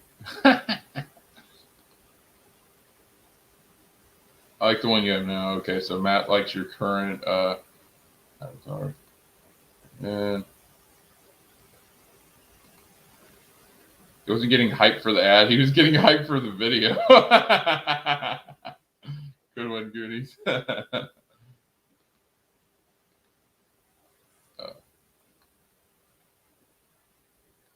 What boo? You talking about? He didn't like Vader. He didn't like Vader. He didn't like Vader. Nihilus. You know, like Vader getting cut down by a Revan. The freaking Vader couldn't touch Revan.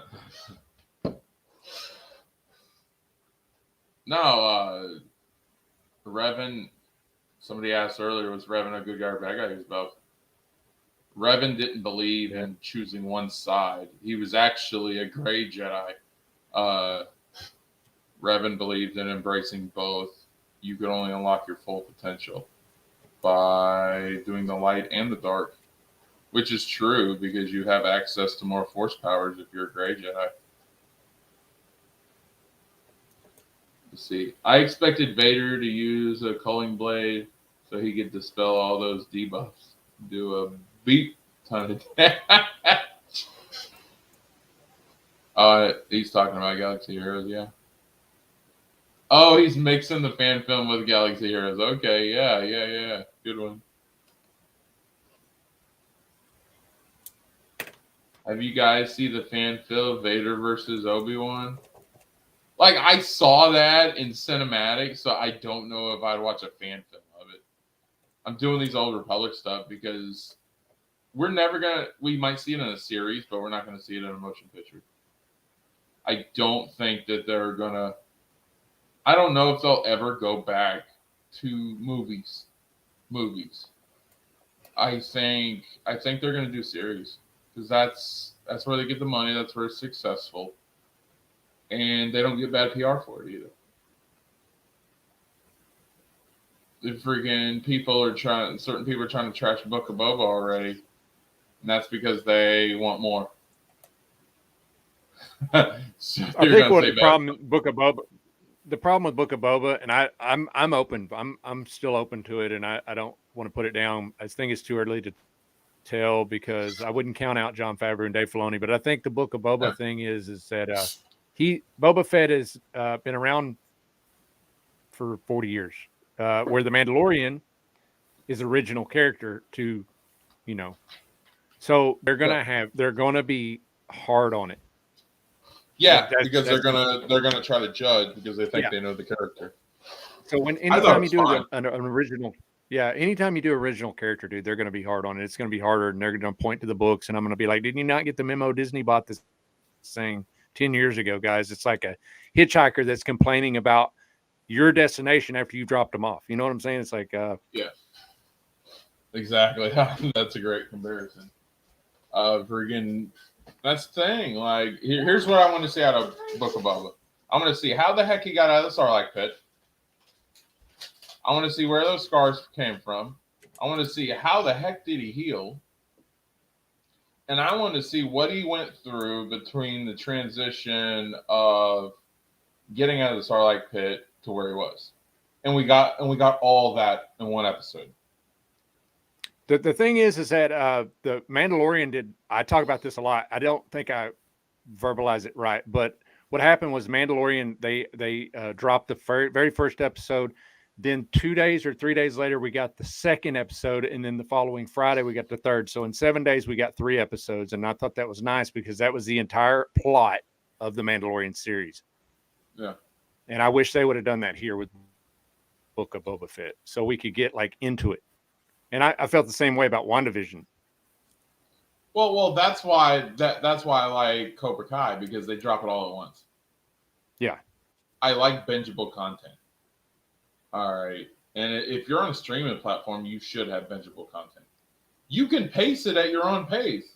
Like, I haven't seen all of season 4 of Cobra Kai. I've seen about 6 or 7 episodes. I ain't seen the whole thing, and that's fine. Because when the wife's off again, we'll go back to it and watch it. Yeah. So, yeah. All right. Sorry, I didn't mean to get off track. I know it was a Galaxy Heroes reference. I thought I was a mix because Vader in the game has this move called Culling Blade, and he just pretty much chops your head off and sideswipes you. It's almost, yeah, you do that mixed with the Force Crush, and it'll freaking, like, one shot kill your opponent. Vader's a beast in freaking Galaxy Heroes. He's probably, like, one of the best Sith Lords in the game. Him and Darth Revan are the top 5 strongest Sith in the game. It's like those two, and then Sith Eternal Emperor. Oh, Vader's God. Depends. The friggin' that, like, when Old Republic came out, I had so many memes. One said, "Vader's a pussy. Death never stopped a true Sith Lord.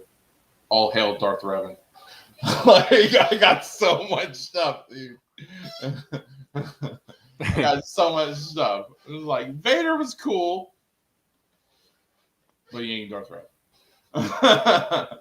Nah, it's cool, Chuck. I'm just messing around. I like them both. It's just, to me, Revan had the more compelling backstory. Vader, I loved. Anakin, is okay. I liked Anakin a whole lot better in the Clone Wars, I'll tell you that. Yeah. Oh, messing me back, Jedi. Definitely, I'm on Galaxy all the time. Seriously, I'm all like, anytime I'm not on here, I'm usually on Galaxy. So anytime you message me, I get back to you. I'm just not right now because I'm doing the show.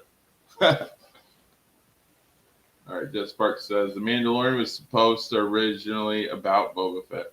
Well, in a way, it kind of was. I like how they made an original story, and then they brought him in towards the end. How, like, for you guys who like the original trilogy, I'll tell you how it was personally for me. When I saw Boba come in season 2, I got goosebumps. I almost got emotional to see Boba come back in and him just look like a complete badass. And he was a boss. He was a straight up boss. He didn't need, all he needed was a fucking stick. And freaking, he beat the crap out of freaking troopers with a stick. Oh my God. Yeah, and he dropped that atmospheric seismic charge in the atmosphere. Yeah. Boom, oh, yeah. And then they got the guy that played Django from the movies back as Boba. Yeah. I'm like, oh my God. And now that they have him, you can start doing like clone stuff. And if you're a Clone Wars fan, then you're all about the 501st, which I am. I love the 501st. So yeah. I've seen 8 episodes of Cobra Kai. Okay, so we might be about the same, Jedi. So yeah, like I'm at the point, like, wait. When as soon as they made the changes to the freaking All Valley tournament, that's where I'm at right now. Well, they're doing the competitions and having the girls in their own division. right after.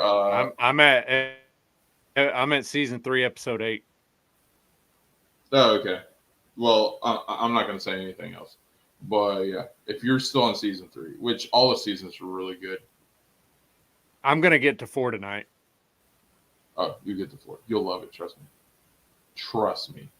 Out of the Karate Kid movies, which one was your favorite? The first one. Yeah, first one was really good. 3 was mine. Because I thought that Terry Silver was such a good bad guy. I have a secret crush on 4.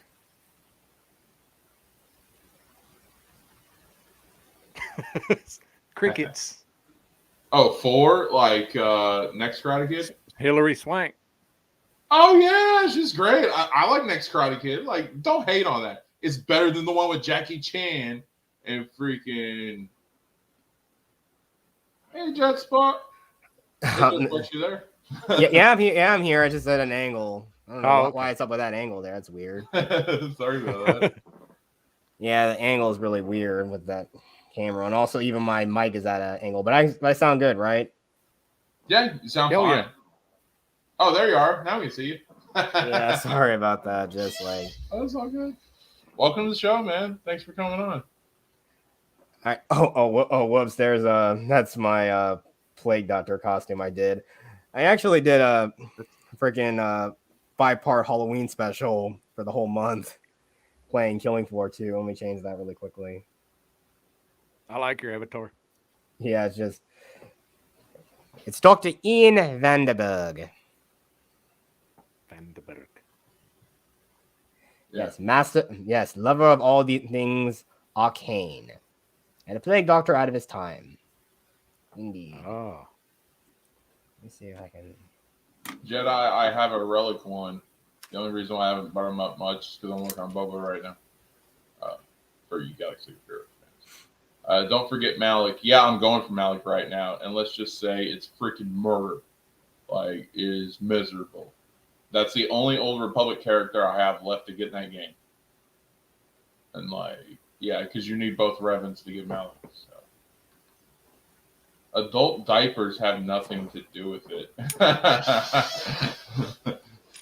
Adult diapers. Funny, Chuck. Funny. Malik basically destroys a powerful... Oh, yeah. I know. That's why I want Malik, so I can have my Sith Empire team. Okay, so you're ahead of me by a couple episodes. That's cool. Yeah, I like 3. Mike Barnes is okay, which I want them to bring him into Cobra Kai. I think that, and it's funny, Faith, that you mentioned Hilary Swank, because I want her to be the final boss. Oh, you think she'll be a villain? I want her to be the final villain. I want her to be the one that comes an inch close from putting Daniel LaRusso down. Yeah, like she's like he's dishonoring Miyagi. She's like she's like super rich, and she comes in and buys the dojo out from under him. And no. I don't want her to be super rich. I want her to be middle class, like the rest of us. She like flies in on a jetpack, and she's got a. She comes in with like a slingshot with like laser sights and a rocket launcher on the bottom of it. Yeah, I don't want her to be wealthy. I want her to be just like everybody else. She's not poor, but she's not rich. I want her to be the ideal Miyagi student. I want her to be someone who's like,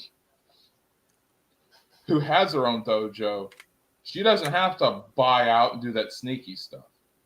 I want her to be just bad by rubbing it in his face, how she was Miyagi's #1. But you're right. But I mean, is she going to be like you're dishonoring Miyagi? Yeah, basically like that. That she has all the honor, and she's the #1 student, and Daniel's a joke because he's not passive. He's really the bully, and he thinks he's the good guy. Oh, yeah, so that's what he's turned into. I think that's amazing. I see. Yeah, I think it's amazing how they all have flaws.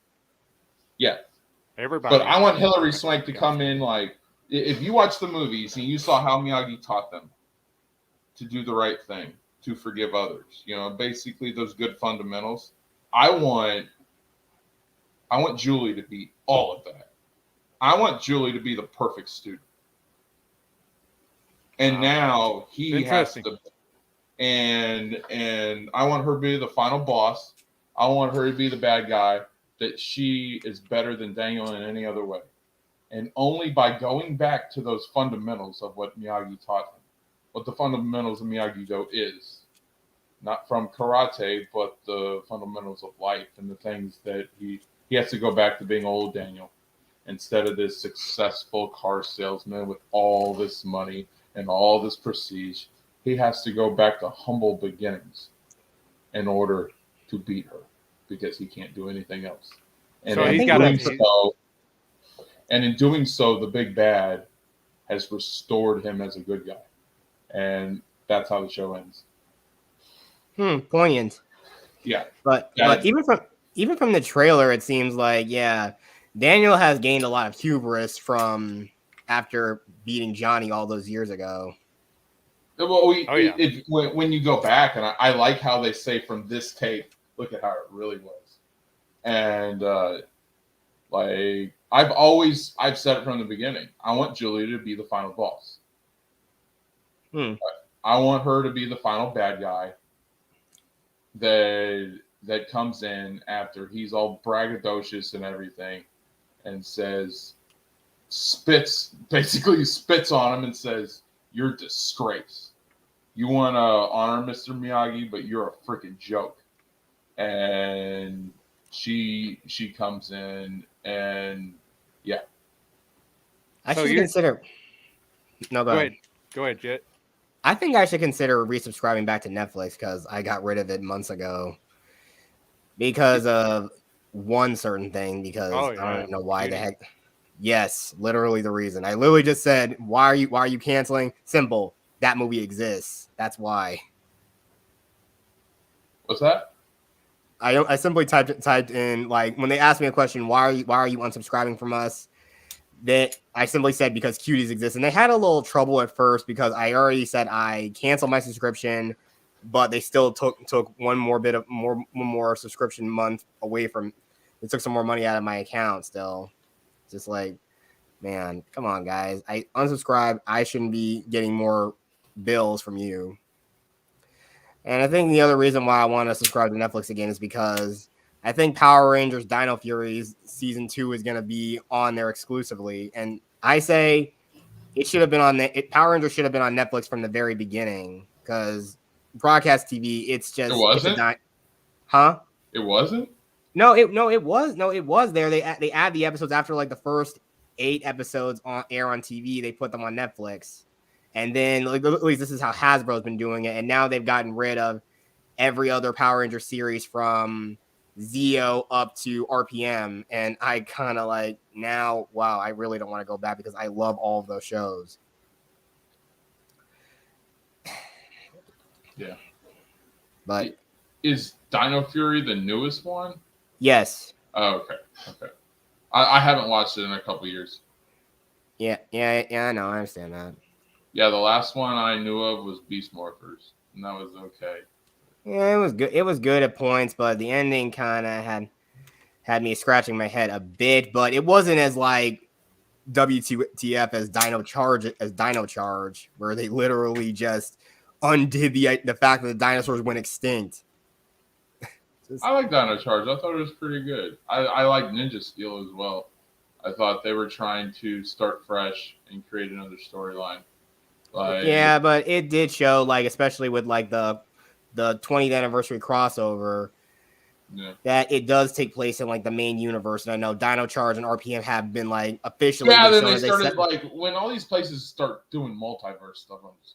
Yeah, like the continuity gets really, really screwed up. And I just like consistency with any story. That's all I want. Heck, that's what I want with the stories I'm writing. I don't like the multiverse concept because it makes you feel like how you felt in how your childhood was a lie or a joke. All right. Like you're used to, it's like when they're doing the Spider-Man thing. I was used to growing up with the animated series and Toby Spider-Man is the actual Spider-Man. And then they do Tom Holland, which I call Iron Boy. But and like, I can agree on that one. Yeah, then they do that concept, and just like, I'm not trying to be negative, but like the concept of Tom Holland Spider-Man kind of trashes the original concept because Spider-Man's never taken orders from people. Exactly, and he's just like a giddy schoolboy that he gets to hang out with the Avengers. He just wants Daddy Tony's approval, and yeah, and I know, Tony also does hit on Aunt May a little bit. And I know, what's your opinion of like Marissa Tomei as Aunt May? It's okay. Yeah, but also, I will say one other thing. I do like the angle they went with Quentin Beck as Mysterio. I know that like the whole thing was already a hoax from the trailer. And I was like, oh, that's actually pretty interesting that he's a disgruntled Stark employee. I know it kind of like still ties everything to Tony Stark in the Far From Home, the Spider-Man Homecoming movies. But on Homecoming, I liked because Michael Keaton was such a good villain. Oh yes, I got to finally see him be a villain in a superhero movie, and that was yes. And I mean, I did like that they were trying to set up the Sinister Six from that first movie. Which again, we kind of got a small scale version, and kind of got an okay thing, but I know they had to tap into the multiverse to do the Sinister Six. Mm-hmm. But I know if they were gonna go like the whole MCU route still with everything, I would have liked to see like Otto Octavius be like some child prodigy like Peter, but he gets like angry at him, and the same arms that he created makes him crazy, and he he even goes as far as turning Ned into the Hobgoblin, rounding out the Sinister Six, and maybe you could probably throw another villain in there, like maybe Mr. Negative or something. Yeah. The upside of the multiverse is that we have multiple canons, so it's not like one definitive canon. Yeah, so, and now like the X-Men are now technically a part of the MCU now, technically, even though they stay in their own separate universe, as they did the Fantastic Four. Yeah. It's weird because you got Sony, Marvel, and you got MCU. Sony, Marvel, MCU, and 20th Century Fox. Oh, sorry, 20th Century Studios now. Yeah, like I'm a Sony Marvel. I'm a fan of that. Yeah, and still going back, I think it would have been interesting if like Wesley Snipes was going to commit to that Black Panther project years ago when he was at the time before he was cast to play Blade.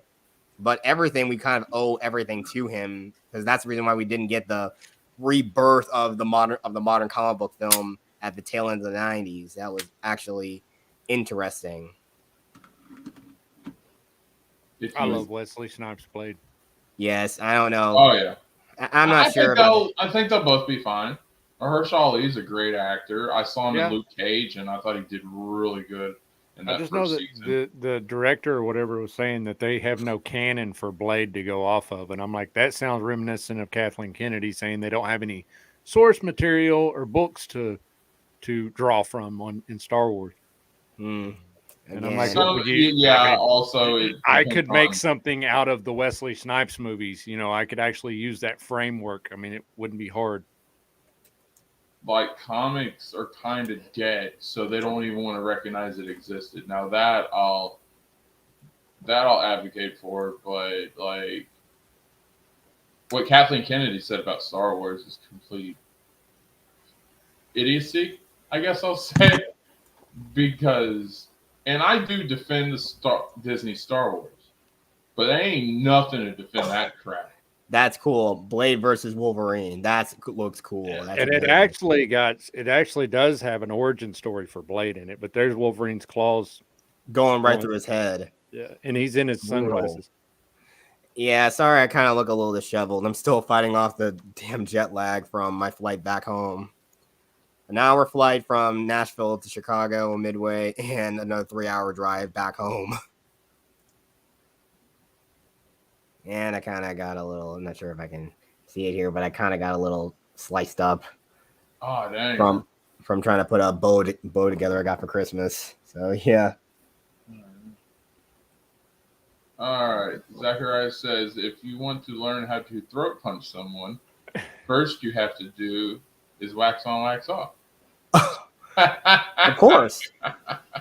That's the first thing you do. Yeah, it's like I'm not saying it's a prediction. That's what I want to happen in Cobra Kai. I want Julie to be the final boss. Because, like, if you're watching this season, or if you've watched the show, Daniel thinks his way is the right way. And any other way is the wrong way. But who's to say? And I like what they say. Some of the characters saying maybe learning both ways to do karate can help make you better overall, and it's true. So like, and Daniel's always came across as an asshole. If you go back and watch the movies, exactly. He was impatient, and that's what I think. That's what Miyagi was trying to teach him was patience. Mm-hmm. To be passive, and he's not passive. So like when they, sorry, I'm gonna give a little spoilers here. When they put Miguel in Miyagi-Do, I wanted that since the first episode. Even when they like put him with Johnny, I was like, this dude is so a Miyagi guy instead of instead of a Cobra Kai. He's not a Cobra Kai. He's a good kid. He gets bullied. He stands up for that's his understandable. friends. I can relate to that easily. Yeah, exactly.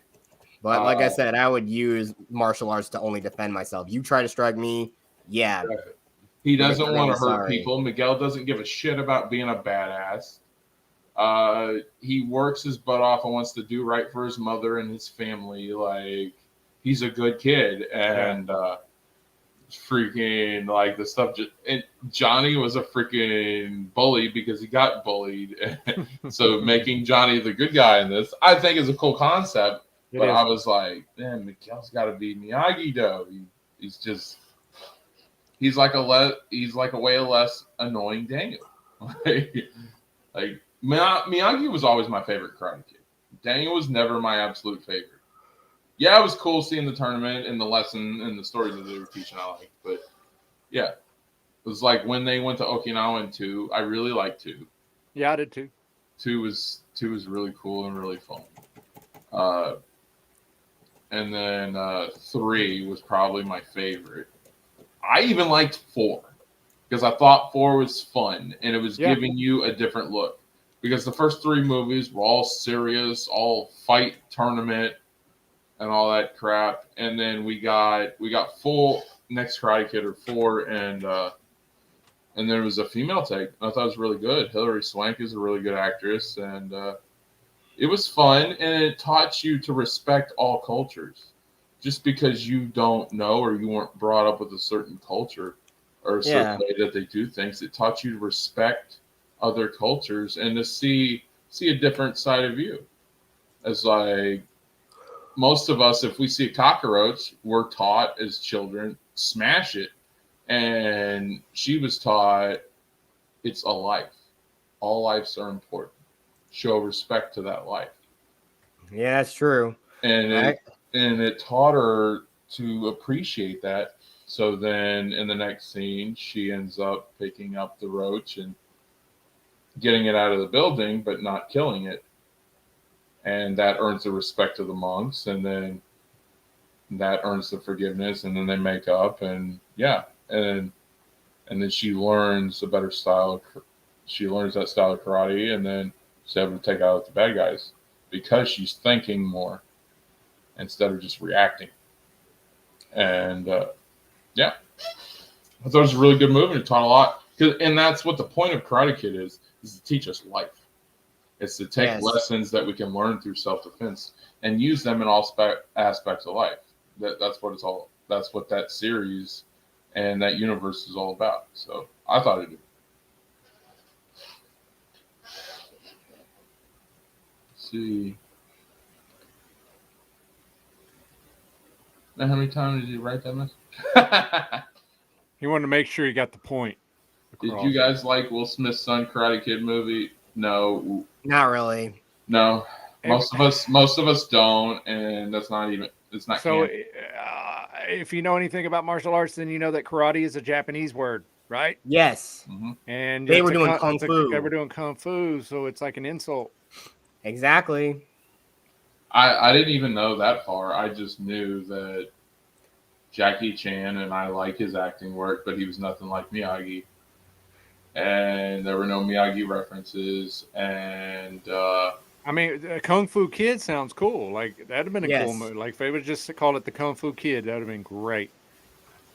yeah, it had nothing to do with Karate Kid, No, other than the original concept. The only time he was ever okay in a movie was when he was with his dad in Pursuit of Happiness. But oh my gosh, just 2 words, After Earth. But ironically enough, my dad absolutely loves that movie, just like he loves Batman and Robin. Well, think about it like this. What? So Somebody actually likes Batman and Robin? Yes. That's rare. Yes, it is rare. The only reason... Go ahead. Sorry. Yeah, the only reason that's like the biggest laugh from him in the movie is where Frieza thinks he actually stopped Batman in the Batmobile. He just sits there laughing as it crashes to the ground. He just simply goes, "Uh-oh." It's like, really? That's the funniest part in the movie?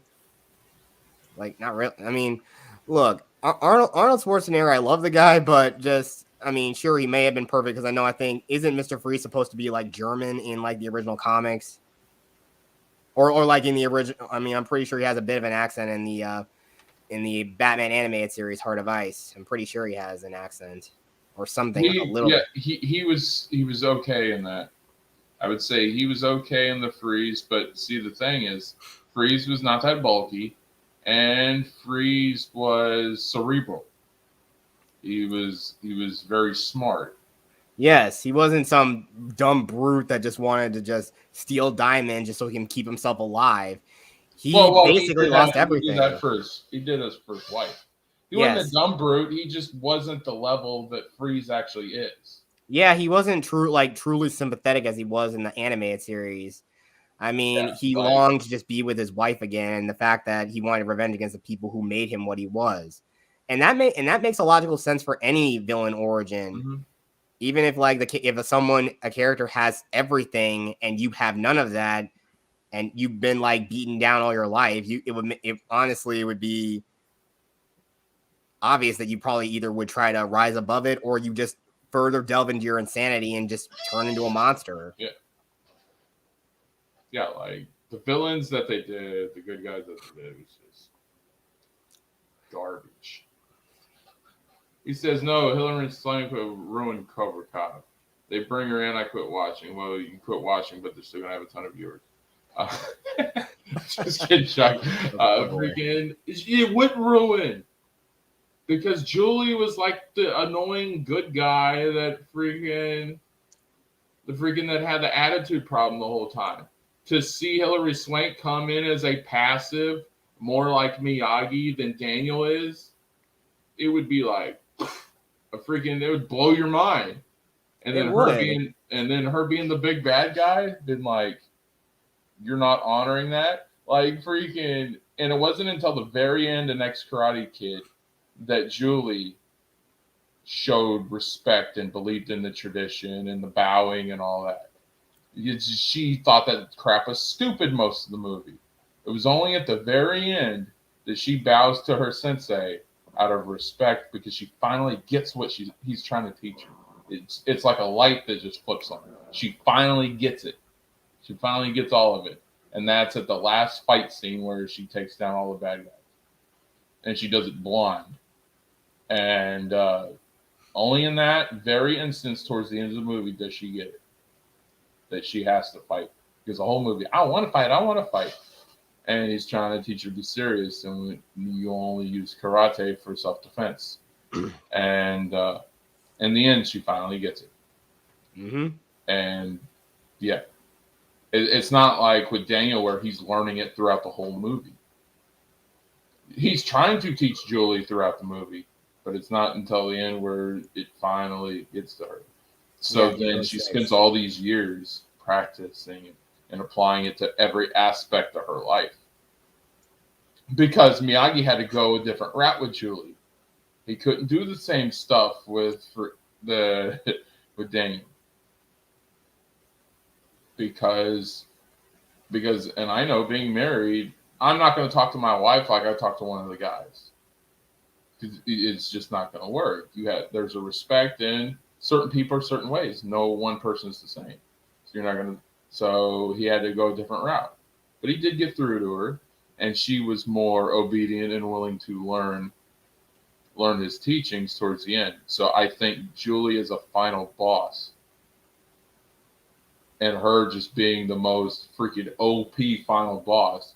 Yeah, the freaking Menace crowds can be like, "Oh, she's a Mary Sue." I'm like, why not? It's not like she hasn't had any training. She has had plenty of training.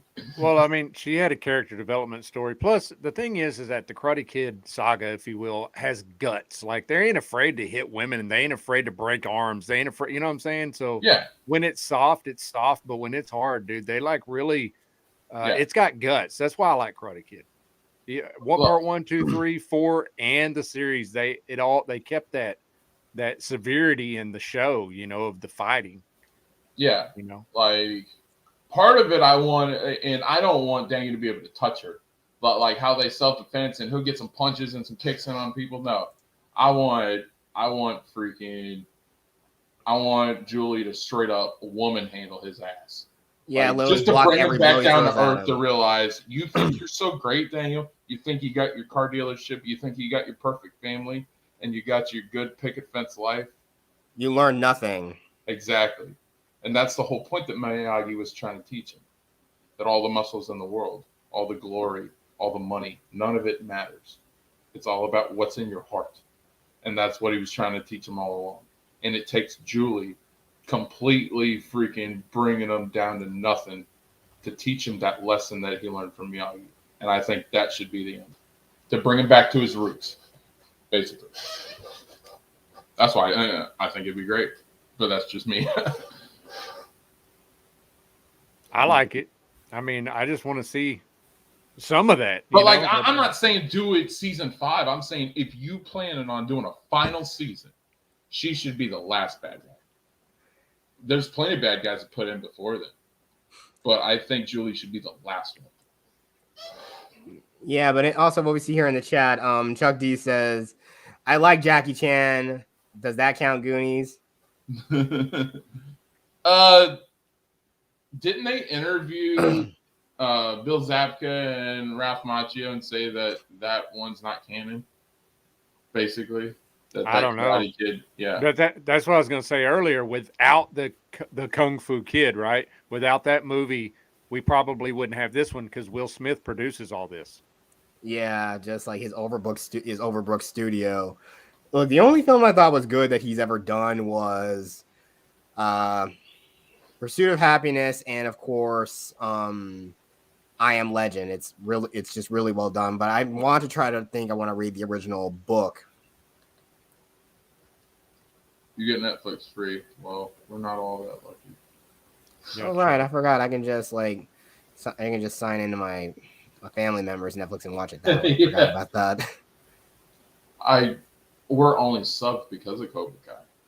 We only subbed back again like a month ago because my wife and I are such Cobra Kai fans because she likes the Cobra Kai. I'm Karate Kid, straight up. So I'm trying to see the good side in Daniel, but like they're making him look like the thing that he was supposed to fight against. In a way, I'm just like, ugh. But then I see what they're doing with the kids and the storyline and everything like that. And like I like Miguel. He's been my favorite since day one and still is. And the fact that he gets tempted to freaking go full bad, but then he finds like he gets pulled back and gets that wake up call all the time. Like this ain't me. This ain't the kind of guy. Yeah. And I mean, I love his storytelling. And I think initially, from the trailers, I know, like again, I have not seen the series, but I like that Johnny is trying to basically tell all these kids, yeah, you guys got to stop being total wusses in this world. You guys got to stand up for yourselves sometimes. Yeah. Yeah, and I like Johnny Lawrence's the way they're doing with him, giving his take on it. Like the stuff that he did in the movies, he felt like he was being attacked. That freaking Daniel was being an asshole to him, and then he gives an insight on why you would think that. Like why he gives his opinion, and it's so convincing. They're like, Daniel and his Daniel was a homewrecker, and his girlfriend was a freaking instigator. She wanted two guys to fight over her. I was like, how did I not see that in the movie? And yeah, again, those are the worst kinds of girlfriends. Hell, if you want, like in Starship Troopers, who would you want to really choose? You want to choose Carmen Eban as the girl who basically who wants to immediately sleep with the guy she just happens to bump into at her own boyfriend's football game, or Dizzy, who's been loyal to him for many years. They talking about Bigfoot films in this chat, dude. We got side shit going on. Yeah, I'm not Bigfoot. Chuck is. Swamp Thing is the closest thing to Bigfoot that I could get into. Okay. Mr. Miyagi was he was the Yoda in the movies. That's perfect. He ties it all together. Yes. And may Pat Morita rest in peace. Still kind of ironic that the last thing he did before he passed away was an episode of SpongeBob. Interesting. Yeah, he was. Yeah, that sounds like Pat Morita in a nutshell. Dude, he was comedy. He started out on that show Taxi. It was just really good. Can be. First time I heard his actual voice, I was like, my mind was blown. Oh yeah. And he also played himself in Robot Chicken, where Joey Batone was trying to learn from him, and he gets gets beat up by all the Mortal Kombat characters. He fights the Ninja Turtles, and of course he has to face off against like Storm Shadow, Hong Kong Phooey, and even at the very end he has to fight against like Britney Spears, Christina Aguilera. Who remembers Hong Kong Phooey? I'm glad you brought that up. Yes. Who remembers Hong Kong Phooey?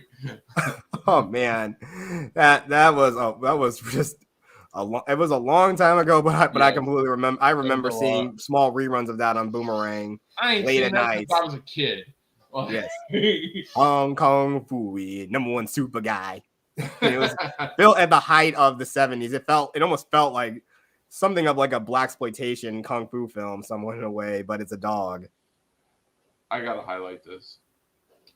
Matt Channel 66 says, "I love Batman and Robin." Interesting. It's a good one at 66. You're a good friend of Faith. I mean, you're starting to become friends, Matt. As a friend, I will say I respect you and your opinion. And we'll leave it at that. All right, next. Yeah.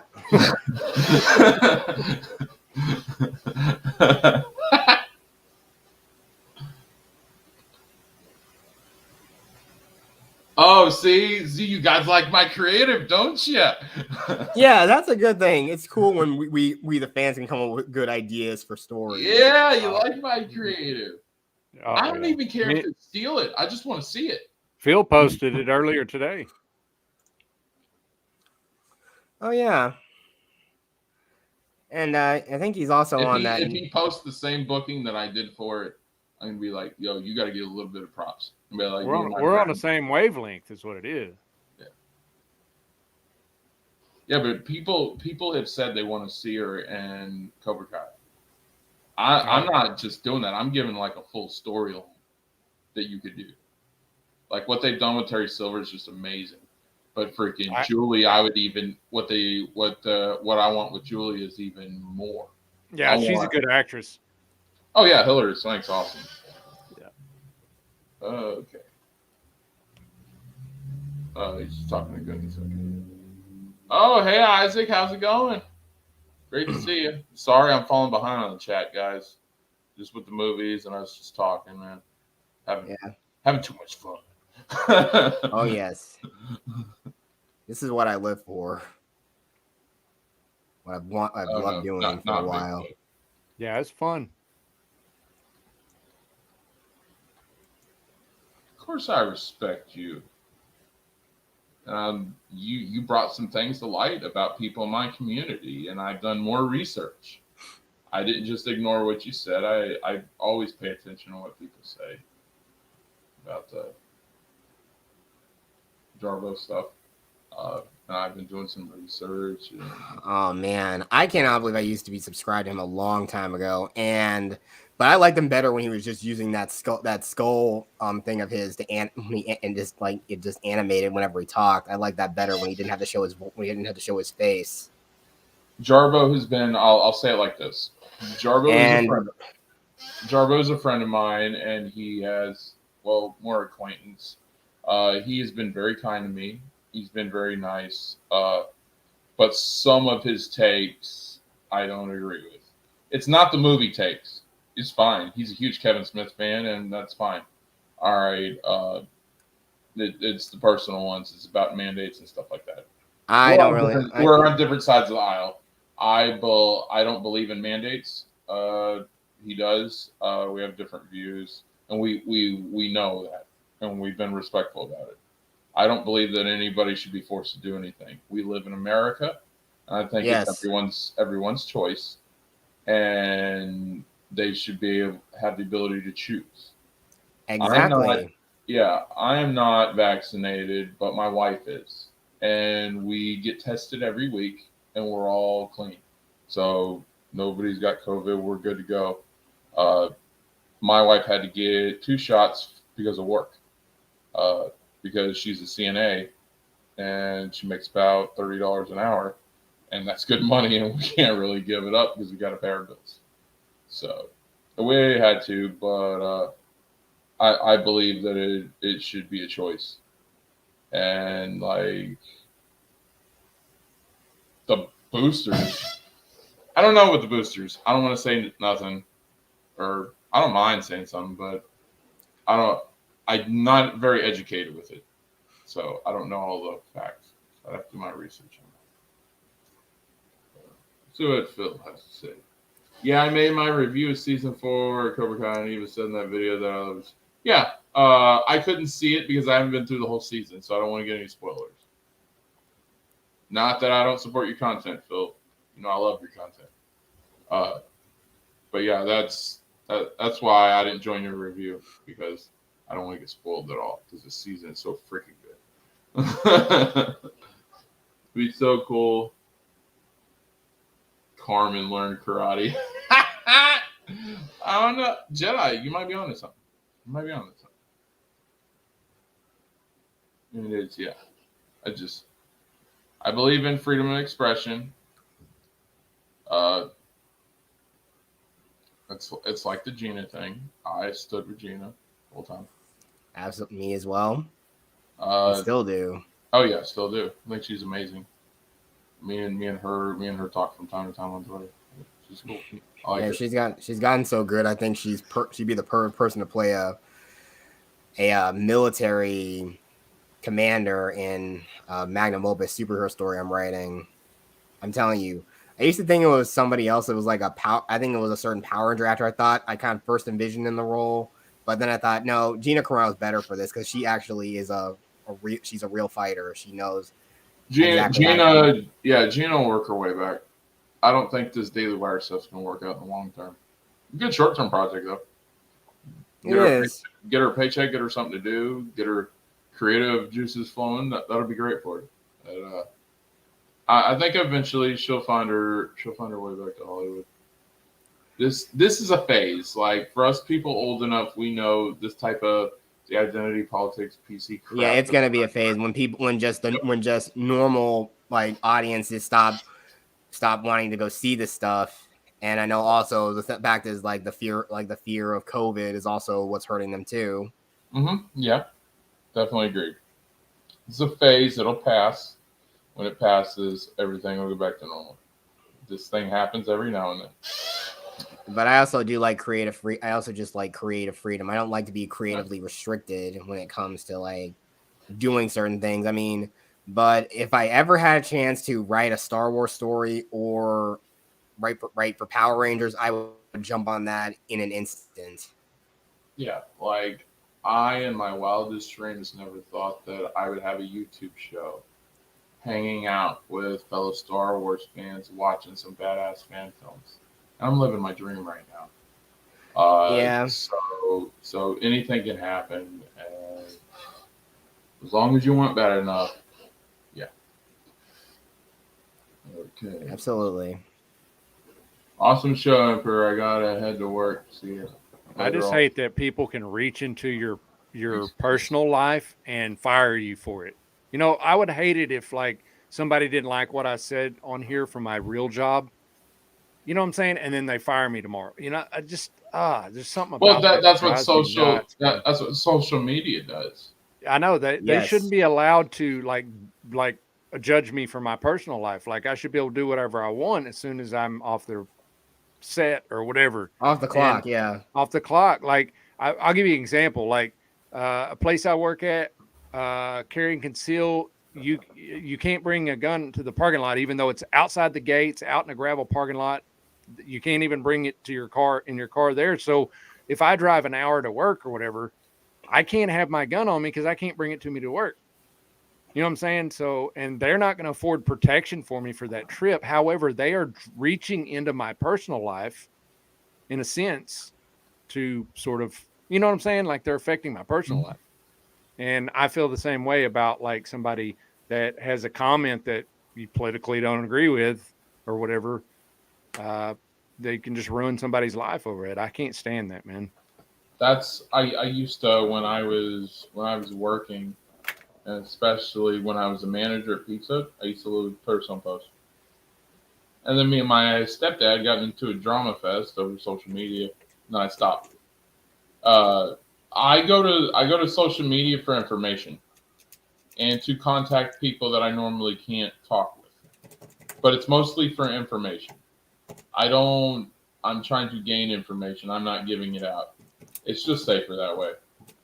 And since I stopped putting things out there and just like when I want to find out news, I'll either Google or I'll go to Twitter or just wish my friends well in the wrestling community. That's it. I don't do that. I don't start leaving a bunch of comments. I don't start giving my political views. Yeah, if anybody wants to know my political views, I'm an open book. Yeah, I mean, it's the same thing with me also, but I also I think that's also on my Twitter. I don't like take people who want to just shame me for having certain opinions. I'm not going to be deterred by that. Only figuratively I'll want to try to just hit you right in the nards, but I know it's like, again, it's also crazy that you sometimes can't reason with some of these people. They either think that you're the bad guy and they're always right. And I mean, I often have to deal with it with other people I personally know sometimes. I know I can't sometimes change their minds on certain things, and I know they can't change mine. Mm-hmm. And sometimes they too kind of get like a little loud at times. But then again, like these people and I've known we get loud all the time whenever we talk about like these serious stuff. Yeah, I know. I think me, Phil, and Nate were having a conversation the other day. We were talking about, we had you in the chat and then we had Zeno in the chat, and two polar opposites of the sides. His community is very anti-menace. You're very pro, but you guys were able to have a debate without cussing each other, throwing out insults, or anything like that. And I mean, that meant a lot to me for it to be on my stream, my brand new channel that I started, and to have the two communities that I absolutely love come together, and we can have a debate, but it doesn't have to. We don't have to it doesn't dissolve our dog pile. Yeah, yes, it doesn't dissolve into a shouting match. That was so cool, and I was so proud of all you guys in the chat. So yeah, definitely thank you for that. I just like to have a civil conversation with anybody. I got to dip out, guys. I got another Discord call, man. Oh, that's cool, Faith. Thanks for coming on. We appreciate you. All right, man. See y'all later. See you, chat. Thanks, everybody. Peace. Peace out. And then number 2. Yeah. All right, let me catch up with some of these chats. Jedi says, I just got over COVID. Oh, dang, man. I hope you were all right. Good job. Chuck D says, The Last Dragon should be turned into a series. Is that a Jackie Chan movie? I've heard of it. I'm just not familiar.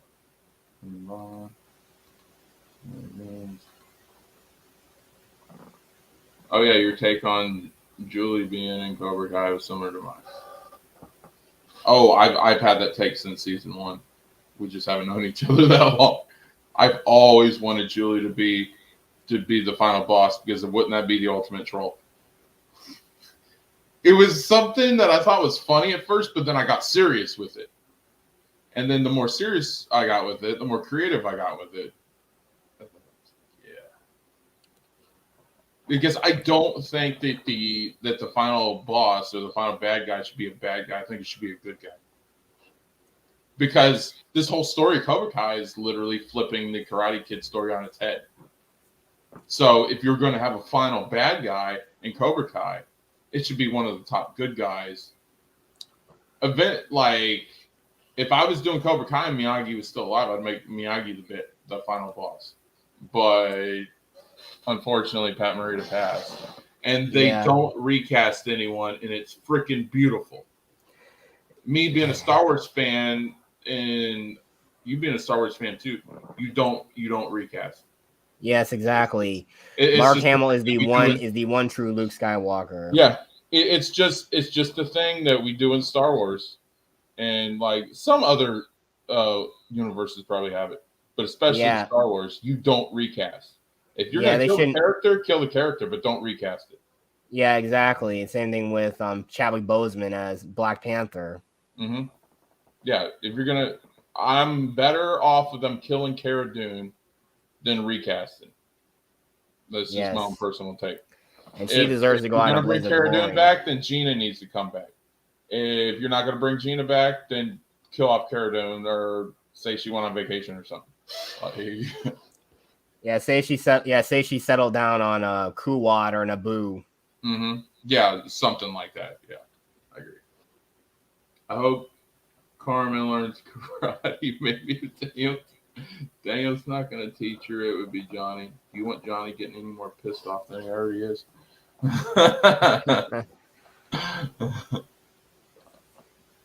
All right. Okay, Chuck. Thanks for coming by, buddy. Appreciate it. Here. Wipe spot blood from Katana. Ooh. I got you beat by one season, Phil. Booyah! No, I'm kidding. Oh, I should be heading out as well. Oh, yeah, it's 1 a.m. your time, man. Yeah. Good night and chat. Have a wonderful stream. I hope you had a good time, Jedi. I want to do something nice for you. I know you're always coming on our streams all hours, so yeah. Cool. And I feel like I just want to just collapse into my bed, and before that I want to take a couple of allergy medicine or something. I don't really have. I wish I had some cold and flu medicine, because I have a bit of a headache and I also have a bit of a fever, but that's only due to the cold, and I think because of the cuts I have on my right hand, it's making me a little sick. Okay, yeah, we're probably gonna end it. We're at 2.5 hours. Hope you guys all had a good time. Thanks, Jet Sparks, for coming on. Thanks for all you in the chat. I hope you had a great time. I want to show the fun side of Star Wars. In these communities, it's talk and dunking on either side, no matter what side you're on. I want to do something fun. So I mean, I disagree with anybody who likes the sequels, but I mean, if you like it at this point, you do you, but I'm still gonna stick to the the original 6 films and the expanded universe only. Mm-hmm. Yeah, and there are a lot of positive things about Star Wars. We don't have to focus on the sequels. We can do this thing known as moving on. Yes. Yes, those movies happened. They were a thing, but we can appreciate everything that came before, and we can go back and just reappreciate it. Like me, I'm a huge Old Republic fan, and I think they're better than any of the movies. And the movies are the foundation, obviously, and I always respect that. But Old Republic and the characters, we watched those. Give me a freaking Vader versus. Give me some killed off characters versus some freaking Old Republic characters that died, and just like a Freddy versus Jason format. Give me a Vader versus Revan, or give me a Maul versus Vader, something like that. That'd be cool. Doesn't always have to be canon and who's alive and who exists. Do some fantasy stuff or a different. Yeah, exactly. Like, Everywhere's coming up with a multiverse now, so yeah. So I hope you guys all had a great time this evening. If I put out some good content, always let me know in the comments. I'm always reading the comments. If you liked it, didn't like it, share, subscribe. If you like my content, I'm going to keep these chats and stuff going. Thanks to all my guests for coming on tonight. I definitely appreciate you. Let's see. It's Monday. I don't have anything planned for tomorrow, but you can always, guys, hit me on Twitter, Discord, Josh Bowen. I want to do a Spider-Man stream this week. We'll be talking about the original 3 films. Who's your favorite characters? What you did like? What you didn't like? I keep the politics and the scooper game out. I keep all that crap out. We just talk about what we like, what's your favorite, and what's not. Your opinion is never wrong. Just remember that. That's about it. I also want to do a Batman stream and talk about that. That'll be real fun. We're talking a little bit about it tonight, but that'll be really fun. I probably want to do that Friday or Saturday. But I got the watch party Wednesday for the wrestling fans, which I don't think there's that many. Thank you guys, and we'll see you next time.